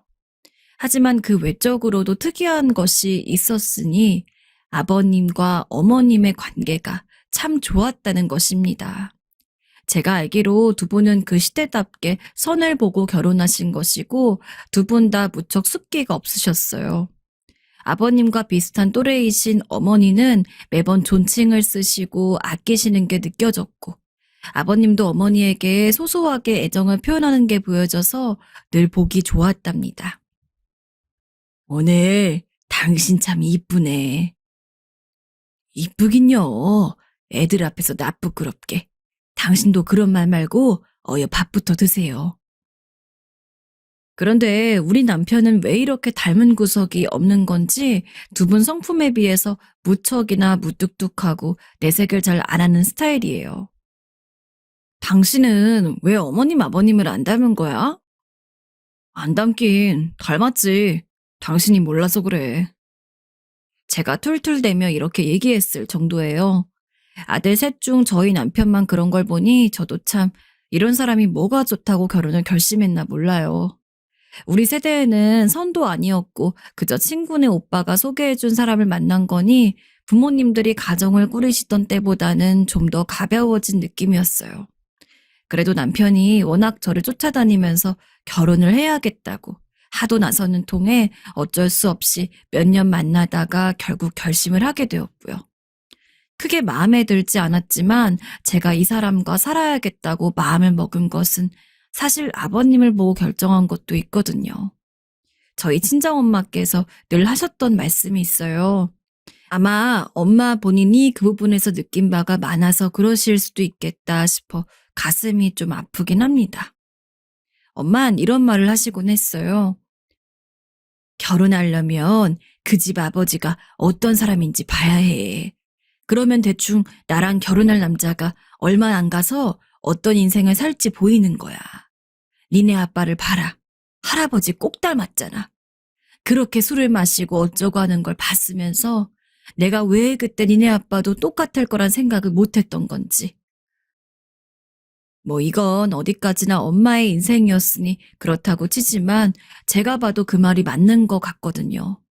아버님은 제가 처음 인사드리러 갔을 때 일반 권위적인 아빠들과는 다른 느낌이 있으셨어요. 음식을 내오시고 차를 내오시는 어머니를 계속 옆에 앉히시고 같이 계시려고 하시더라고요. 자네 그만하고 이리 와서 앉게. 힘들잖아. 그때 속으로 저도 은근 놀래서 휘바람을 불었지 뭐예요. 전 TV에서 아무리 인꼬부부가 나온다고 한들 우리 아버님과 어머님에 비하면 그렇게 유별나게 느껴지지 않더라고요. 제가 집에서 느꼈던 일반 부부들의 풍경이나 제 세대의 다른 집들을 봐도 저런 분위기는 아니거든요. 아버님은 어쩜 그렇게 자기 부인이 조금이라도 다를까 걱정을 하시는지 찻잔 하나만 내오는 것도 안쓰러워서 해주시려고 하고 그렇게 어머니를 아끼시더라고요. 외려 어머니가 부끄럽다며 손살해지실 정도였어요. 아이고, 내가 알아서 할게요. 그냥 계세요. 무릎도 아픈 사람이 왜 자꾸 움직여? 앉아 있으라니까. 아버님은 무척 다정하신 편이었고 어머님은 좀 털털하신 편이긴 했지만 그래도 나름 본인 남편을 행동으로 위하시는 분이셨어요. 얼핏 보면 일반 아내들이 남편에게 하는 것과 크게 다를 것이 없었지만 아버님은 그런 부분을 무척 좋아하시고 늘 같이 다니려고 하시더군요. 애정 표현이나 따뜻한 부분이 듬뿍 우러나오는 모습을 보며 아직 좀 서툴고 무뚝뚝하지만 내 남편도 결혼하면 의뢰이 저렇게 되겠거니 생각을 했답니다. 근데 그건 착각이었던 것이었더라고요. 아버님은 아버님, 제 남편은 남편으로서 완전히 달랐어요. 어찌 보면 좀 털털하고 무던하게 하시는 어머니의 성향을 닮아서 그런 걸지도 모르겠어요. 물론 저희 남편은 속 깊고 따뜻한 사람이지만 아버님처럼 표현을 적극적으로 하는 편은 아니란 얘기예요. 평생 술만 먹었다 하면 부인을 윽박지르고 애들 앞에서 때리기 일쑤였던 저희 아빠와 너무 달랐고 엄마도 제가 가끔 시댁 이야기를 하면 그렇게 부러워하시면서 무슨 그런 집이 다 있냐고 하시더라고요. 니네 시어머니는 무슨 복이 있어가지고 그런 남자를 만났다냐? 나도 좀 늦게 할걸. 우리 뒷집에 순식이 오빠라고 있었는데 그 오빠한테 시집가야 했어. 괜히 니네 아빠 만나가지고 너 낳고 내가 발목 잡혔잖아. 엄마는 이런 부러움의 소리를 저희 시어머니께 대놓고 하신 적도 있어요. 왜냐하면 두 분이 또래이기도 하시니까 어떤 남편을 얻었느냐의 차이가 더 크게 느껴지셨던 것 같더라고요. 부럽다며 얘기를 해도 어머니는 머쓱해 하시면서 그냥 별 반응을 안 하셨어요. 워낙 말씀이 많지 않으신 분이기도 하셨고 아마 쑥스러워서 그러신 게 아닐까 싶었어요. 아들 셋 장가를 다 보내놓고 두 분이서만 사시겠다고 하시더니 생각보다 의외로 오래도록 별탈 없이 잘 살아오셨어요. 5년 전쯤 아버님께서 건강이 급격히 나빠지셔서 요양을 하시기 전까지만 해도 줄곧 지하철로 같이 어디 다니기도 잘하시고 사이좋게 지내오셨으니까요. 그리고 정말 신기하게 느껴지는 부분이 있다면 두 분이 결혼 생활을 70년간 해오는 동안에 단 한 번도 반말을 했던 적이 없다는 거예요. 제가 결혼을 해서 이 시기에 이르기까지 꽤 많은 세월이 흘렀음에도 불구하고 쭉 존댓말을 쓰시는 것을 봐왔으니 그 전의 세월도 의심의 여지가 없긴 합니다. 특별할 거 없는 대화이긴 하지만 늘 그 사이에 존칭이 끼워져 있어서 말을 참 온화하고 편안한 속도로 나르게 되는 것 같아요. 그런 것들을 볼 때마다 우리 부부도 새삼 존댓말을 써볼까 하다가도 이미 익숙해져 버려서 어렵더라고요. 아주버님들은 완전히 아버님을 쏙 빼닮아서 똑같이 말없고 온화하신 편이시고 저희 남편은 좀 덤덤한 성격이긴 하나 그렇다고 해서 완전히 아버님과 정반대 타입인 것도 아니긴 해요. 나름대로 저도 만족을 하고 잘 살아가고 있을 정도로 이런 부분에선 제가 참 복이 있다고 생각해요. 저는 좋지만 한편으로는 마음이 아픈 것이 이게 다 겪을 대로 다 겪어본 친정 엄마로부터 딴 건 몰라도 남자 보는 눈만은 제대로여야 한다며 귀에 딱지가 않도록 들어온 덕인 것 같아요. 아무튼 늘상 정정하시던 저희 아버님이 아프시면서 집에서 온전히 누워서 지내시게 되니 어머니가 조금은 적적하시고 힘드실 것 같더라고요. 사실 어머니도 비슷한 연세이신데 자신과 크게 차이가 나지 않은 건강 상태의 남편을 돌보시느라 참 고되실 것 같았어요. 그래서 저희가 주말마다 가서 봐드리겠다. 혹은 휴가를 내서 일정한 시기마다 돌아가며 모시겠다고 했는데 어머님 그러지 않아도 된다고 계속 거절하셨습니다. 우리 일은 신경 쓰지 말래도 나는 내 살림 바뀌는 거 싫고 남의 집 가서 가만히 있거나 물건 만지는 것도 불편해. 그냥 우리끼리 잘 있을게. 불편하면 부를 테니까 신경 쓰지 말아라.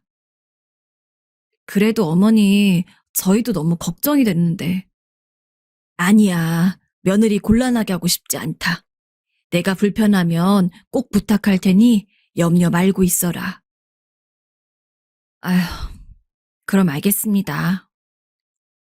원래 어머니는 살림에 있어서 무척 꼼꼼하신 분이시기도 했고, 저를 비롯해서 형님들이 시댁에서 주방 일을 한다고 해도 웬만하면 거의 손을 못 대게 하셨어요.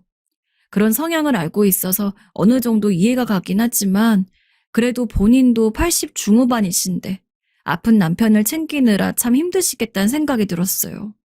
그래서 안 되겠다 싶어 형제들끼리 의논을 했고, 간병인이 출퇴근하면서 같이 보살피실 수 있도록 했답니다. 근데 간병인 분조차도 저희와 비슷한 감상을 늘어놓으시더라고요. 어쩜 아버님, 어머님은 그렇게 사이가 좋으신가요? 저는 저희 남편 정말 꼴도 보기 싫거든요. 젊을 때 아버님이 속 안 썩이고 잘해주셨나 봐요. 어머니가 알아서 손수 떠먹여 주시겠다고 정말 이 집에 있기 눈치 보일 정도로 별일을 안 시키더라고요. 전 남편이랑 하루 종일 있어야 하니 그게 싫어서 이 나이에도 이렇게 나와서 일하고 있어요. 그래서 그런지 이 집 사모님 보면 너무 신기해요. 얘기를 들어보니 죽을 끓여서 먹이시거나 잠깐 자세를 바꾸거나 턱받이 같은 것들을 대주시거나 등등 은근하게 손이 많이 가는 것들을 어머님이 여전히 하고 계시더라고요. 좀 쉬시라고 해도 여전히 집안일을 하시고 아버님께 말을 걸어주시고 그 곁을 떠나지 않는 모습이 너무 희한하고 보기 좋게 느껴졌다고 합니다. 네, 맞아요. 저희 어머님, 아버님 금술이 정말 좋으세요. 그죠?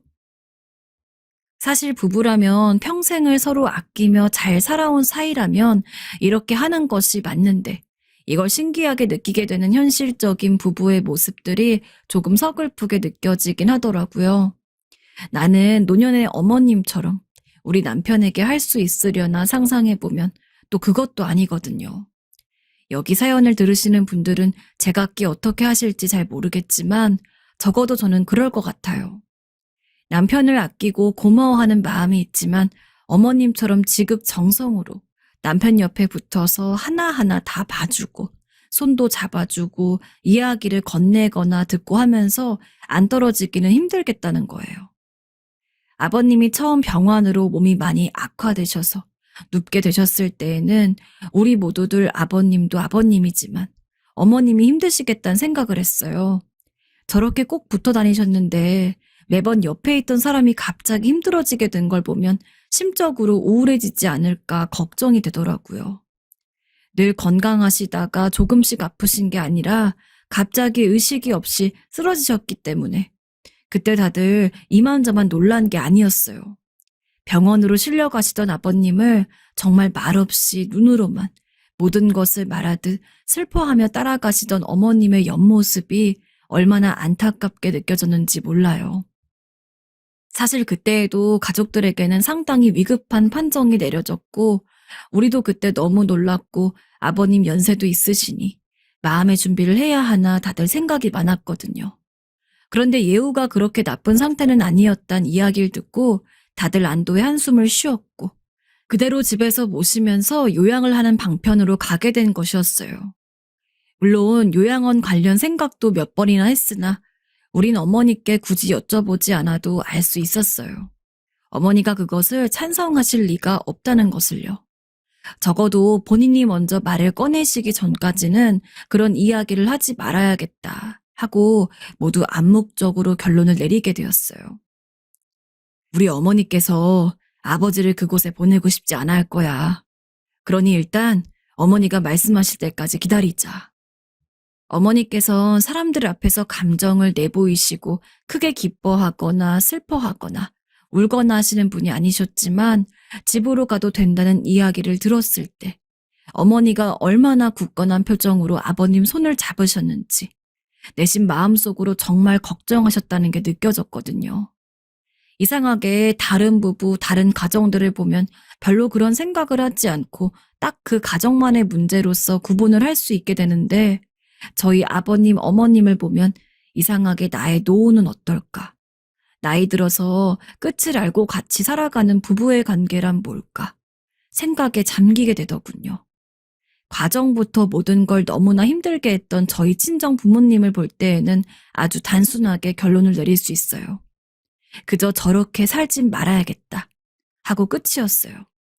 결탄코 저렇겐 살고 싶지 않다는 생각으로 끝낼 뿐이었으나 시부모님을 보고 있으면 약간 머릿속 안에서 많은 생각이 왔다 갔다 하는 것 같아요. 부럽기도 하고 어떻게 하면 평범한 사람과 평범한 사람이 만나 저렇게 살 수 있을까 하며 연구 대상처럼 생각이 많아지더라고요. 그런 상태로 시간이 매우 천천히 흐르는 듯 하면서도 다들 바쁜 일상을 보내고 있으니 잘 체감을 못했는데 어느 순간부터 아버님의 병세가 악화되기 시작했어요. 아무래도 보통 연세가 아니시니까 마음을 잘 정리하고 준비를 해야겠다는 생각이 들더군요. 근데 그러면서도 어머님 신경이 많이 쓰이게 되었어요. 한창 가까이서 병간호를 했던 가족이 저렇게 떠날 준비를 하는 게 보여지는데 먼 거리에 있던 저희보단 어머니께서 느끼실 상실감이 클 것 같다는 생각도 들더라고요. 이 무렵에는 저희나 아주버님 모두 다 드날드면서 수시로 상태를 보러 가게 되었어요. 어머님, 힘드시진 않으세요? 응, 그럼 힘들 게 뭐 있니? 그저 이 사람이 오래도록 살아주면 고마운 거지. 그리고 그런 때에 어머니 반응도 자꾸 의식적으로 살피게 되더라고요. 사실 그 누구보다 씩씩하시고 늘 익숙한 얼굴로 웃으시는 분이셨고 힘드신 부분이 있긴 하겠지만 이젠 아버님이 아닌 어머니의 거처를 우리 모두 고민해야 되겠구나 싶었어요. 혼자 남게 되실 어머니를 어느 형제가 모셔야 할지 의논도 하고 근처로 이사 오는 방안들을 다들 생각 중에 있었는데요. 이런 부분에 있어서 우리가 깊이 생각을 하면서도 시기가 가까이 온 아버님을 향해 다들 어느 정도 준비를 하고 있었어요.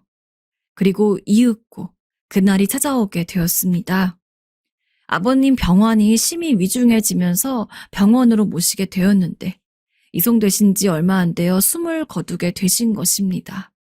살면서 누군가가 세상을 떠나는 것을 그리 많이 보지 못했기에 차차 준비하면서 마음으로 받아들이게 된 아버님의 소식은 참 마음이 무겁기도 하면서 한편으로는 한 생이 끝났다는 것에 대해 많은 생각을 하게 되었어요. 그런데 그렇게 분주하게 움직이던 중 별개의 충격적인 일이 발생하게 되었습니다. 우리 모두 얼음이 되어 멍하니 멈춰 있게 되었고 이 상황을 어떻게 해석해야 될지 다들 말을 잇지 못했어요. 사람을 한 명 보낸다는 것은 그 차지하는 무게나 이미지 등 많은 것들과 관련해서 여러모로 가슴에 큰 자국을 남기는데 그날 동시에 2명을 예상치 못한 상태로 떠나보내게 되었기에 우리 가족들은 다들 냉정한 상태를 되찾을 수가 없었어요. 결국 한창 정신없는 상황들이 발빠르게 지나간 뒤에야 그제사 본 뜻을 어느 정도 받아들일 수 있었지만 이건 너무 갑작스러운 상황이 아닌지 아직도 먹먹하기도 하고 물에 잠겨 있는 듯 머리가 멍하게 느껴집니다. 이날 병원에서 장례와 관련해서 어머니께 말씀을 드리려는데 어디 계신지 아무리 찾아봐도 모습이 보이지 않았어요. 다들 어차피 시댁에 들려야 했기에 몇 명만 남고 몇 명은 다시 이동하게 되었는데요.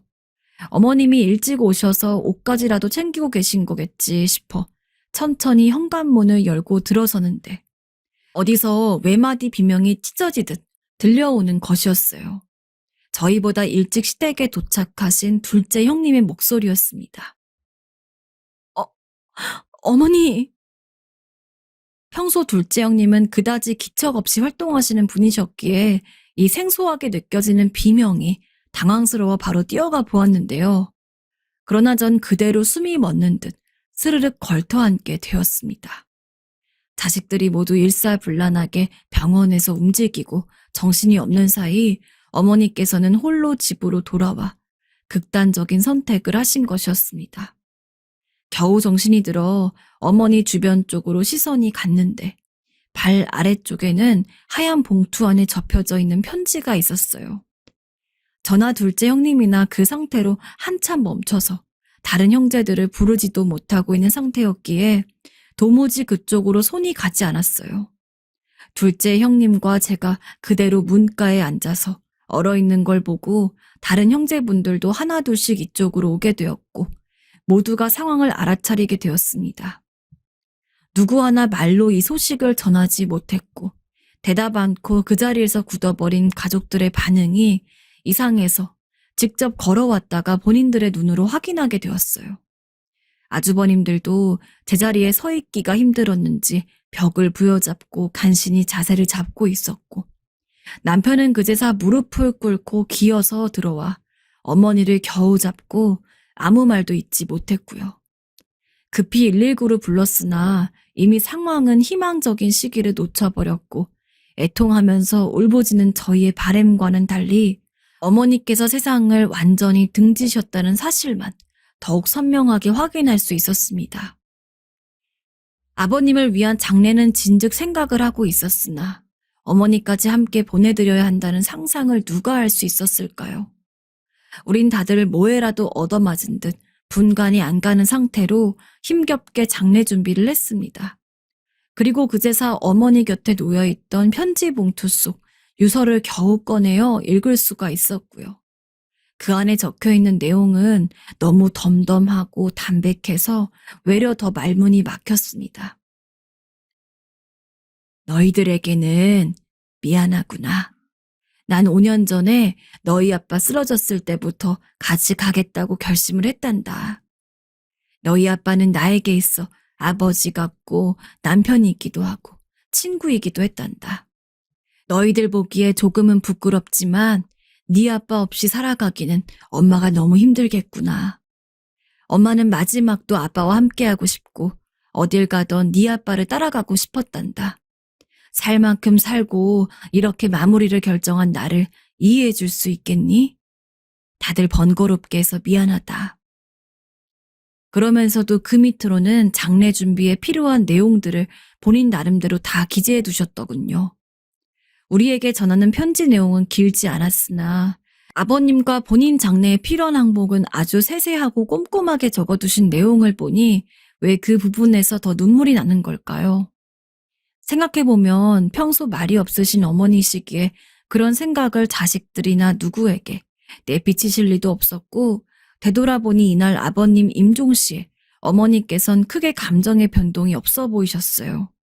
옆에서 오래도록 지켜보셨기에 그간 받아들이시게 되신 걸까 생각이 들기도 하고 너무 슬프셔서 더 감정을 누르고 계신 게 아닐까 싶어서 한편으로 신경이 쓰이기도 했어요.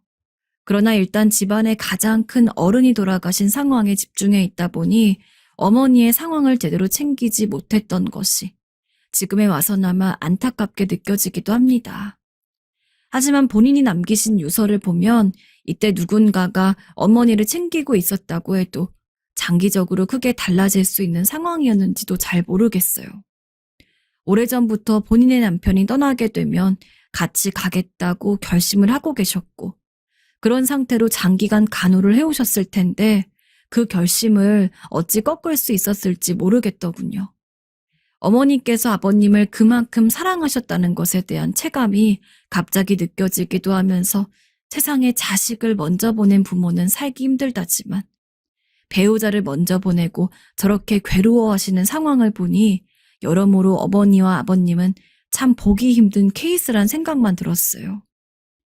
매번 어머니를 향한 아버님의 사랑만 우린 강하게 느꼈을 뿐 어머니가 아버님을 어떤 마음으로 보고 있는지 우린 크게 체감하지 못했던 것 같아요. 매번 장난치시면서 꽃을 달아주시기도 하고 옷을 덮어주시고 사랑스레 바라보시는 아버님을 어머니 늘 자식들 앞에서 민망하다고 손사래를 치시곤 했거든요. 그랬던 아버님이 쓰러지시면서 말도 어눌하게 하시고 주무시는 시간들이 길어지면서 그 오랜 시간 살아온 남편이 조금씩 죽음의 준비를 하고 있는 것을 어머니는 어떤 마음으로 바라보셨을까요? 미운정 고운정 드는 게 남편이고 아무리 싸우고 밉다고 해도 아파서 누워있는 것을 보면 마음이 좋지 않았을 겁니다.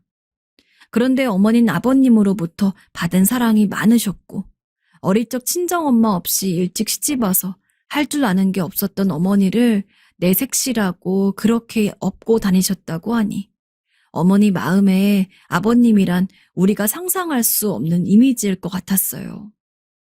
두 분이 같이 계신 사진 앨범을 며칠 후 유품을 정리하면서 우연히 보게 되었는데 저에겐 다소 낯선 두 분의 젊은 시절 얼굴들이 흑백 사진에 갇혀서 아주 다정하게 빛나고 있더라고요. 그 옆에 꼼꼼하게 어디서 무슨 일이 있었는지 이 사진을 어쩌다 찍은 건지 적어둔 아버님의 손글씨가 보이기도 하고 두 분 다 서로를 참 사랑했다는 것이 느껴졌어요. 아버님은 누워 계실 때에도 가끔씩 어머니를 찾아 손을 허공에 헤매시면 어머닌 곧장 달려가 바로 옆에 나란히 얼굴을 맞대고 한쪽 손을 잡은 채 누워 계셨거든요. 어머니에게 아버님이란 정말 남편이자 자기의 아빠 같은 존재이기도 했고 가족이기도 하고 뭔가 저로서는 상상할 수 없는 많은 것들이 함축되어 있는 대상이셨던 것 같아요. 이때 두 분을 합장시켜드리면서 다들 급하게 많은 일들을 처리하느라 제대로 말을 나누지 못한 채 형식에만 치중한 날들을 보내게 되었으니 이후로 겨우 조금 기력을 차리고 어머님 댁에 모여 유품을 정리하고 이런저런 이야기들을 하게 되었습니다. 아주버님으로부터 비롯하여 다들 어두운 얼굴로 만나게 되긴 했지만 이런 상황을 우리는 받아들이는 수밖에 없었는데요. 두 분이 함께 지내셨던 흔적도 어머니는 어쩜 그렇게 깔끔하게 미리 정리를 해두신 건지 우리의 손이 많이 갈 것이 별로 없었어요. 아들들 입장에서는 연로하시고 고생 많으셨던 어머니를 제각기 모실 생각도 하고 있었고 병간호하며 힘드셨을 수도 있던 부분들을 위로해 드리려고 했는데 다들 큰 결핍감에 많이 슬펐을 것입니다. 아마 저라도 같은 기분이 들었을 것 같은데 피로 연결된 자식이 아니라 한쪽 건너 배우자이다 보니 조금은 더 이 상황에 대해서 객관적으로 생각하게 되는 것 같아요. 일단은 그렇게 집안에 대한 모든 것들을 미리 정리하고 준비하실 정도로 어머니의 마음은 단단했다는 것을 받아들이고 이 이별에 적응을 해야 한다는 것을 말이에요. 객관적인 척 말을 하긴 했지만 저 역시 많이 놀랐으나 이제사 추스르고 타인에게도 털어놓을 수 있는 상태가 된 것 같아요. 자식과 부모 간의 사랑만 이 세상에서 강력한 힘이 있다고 생각했던 저에게 이런 형태의 시간과 사랑도 있다는 것을 한참토록 생각하게 되었던 일이었어요. 사실 저도 어떻게 받아들이는 것이 가장 정답이며 안정되게 중심을 잡을 수 있는 것인지 알 수가 없어 여기에 사연을 보내게 되었습니다. 들어주셔서 감사합니다.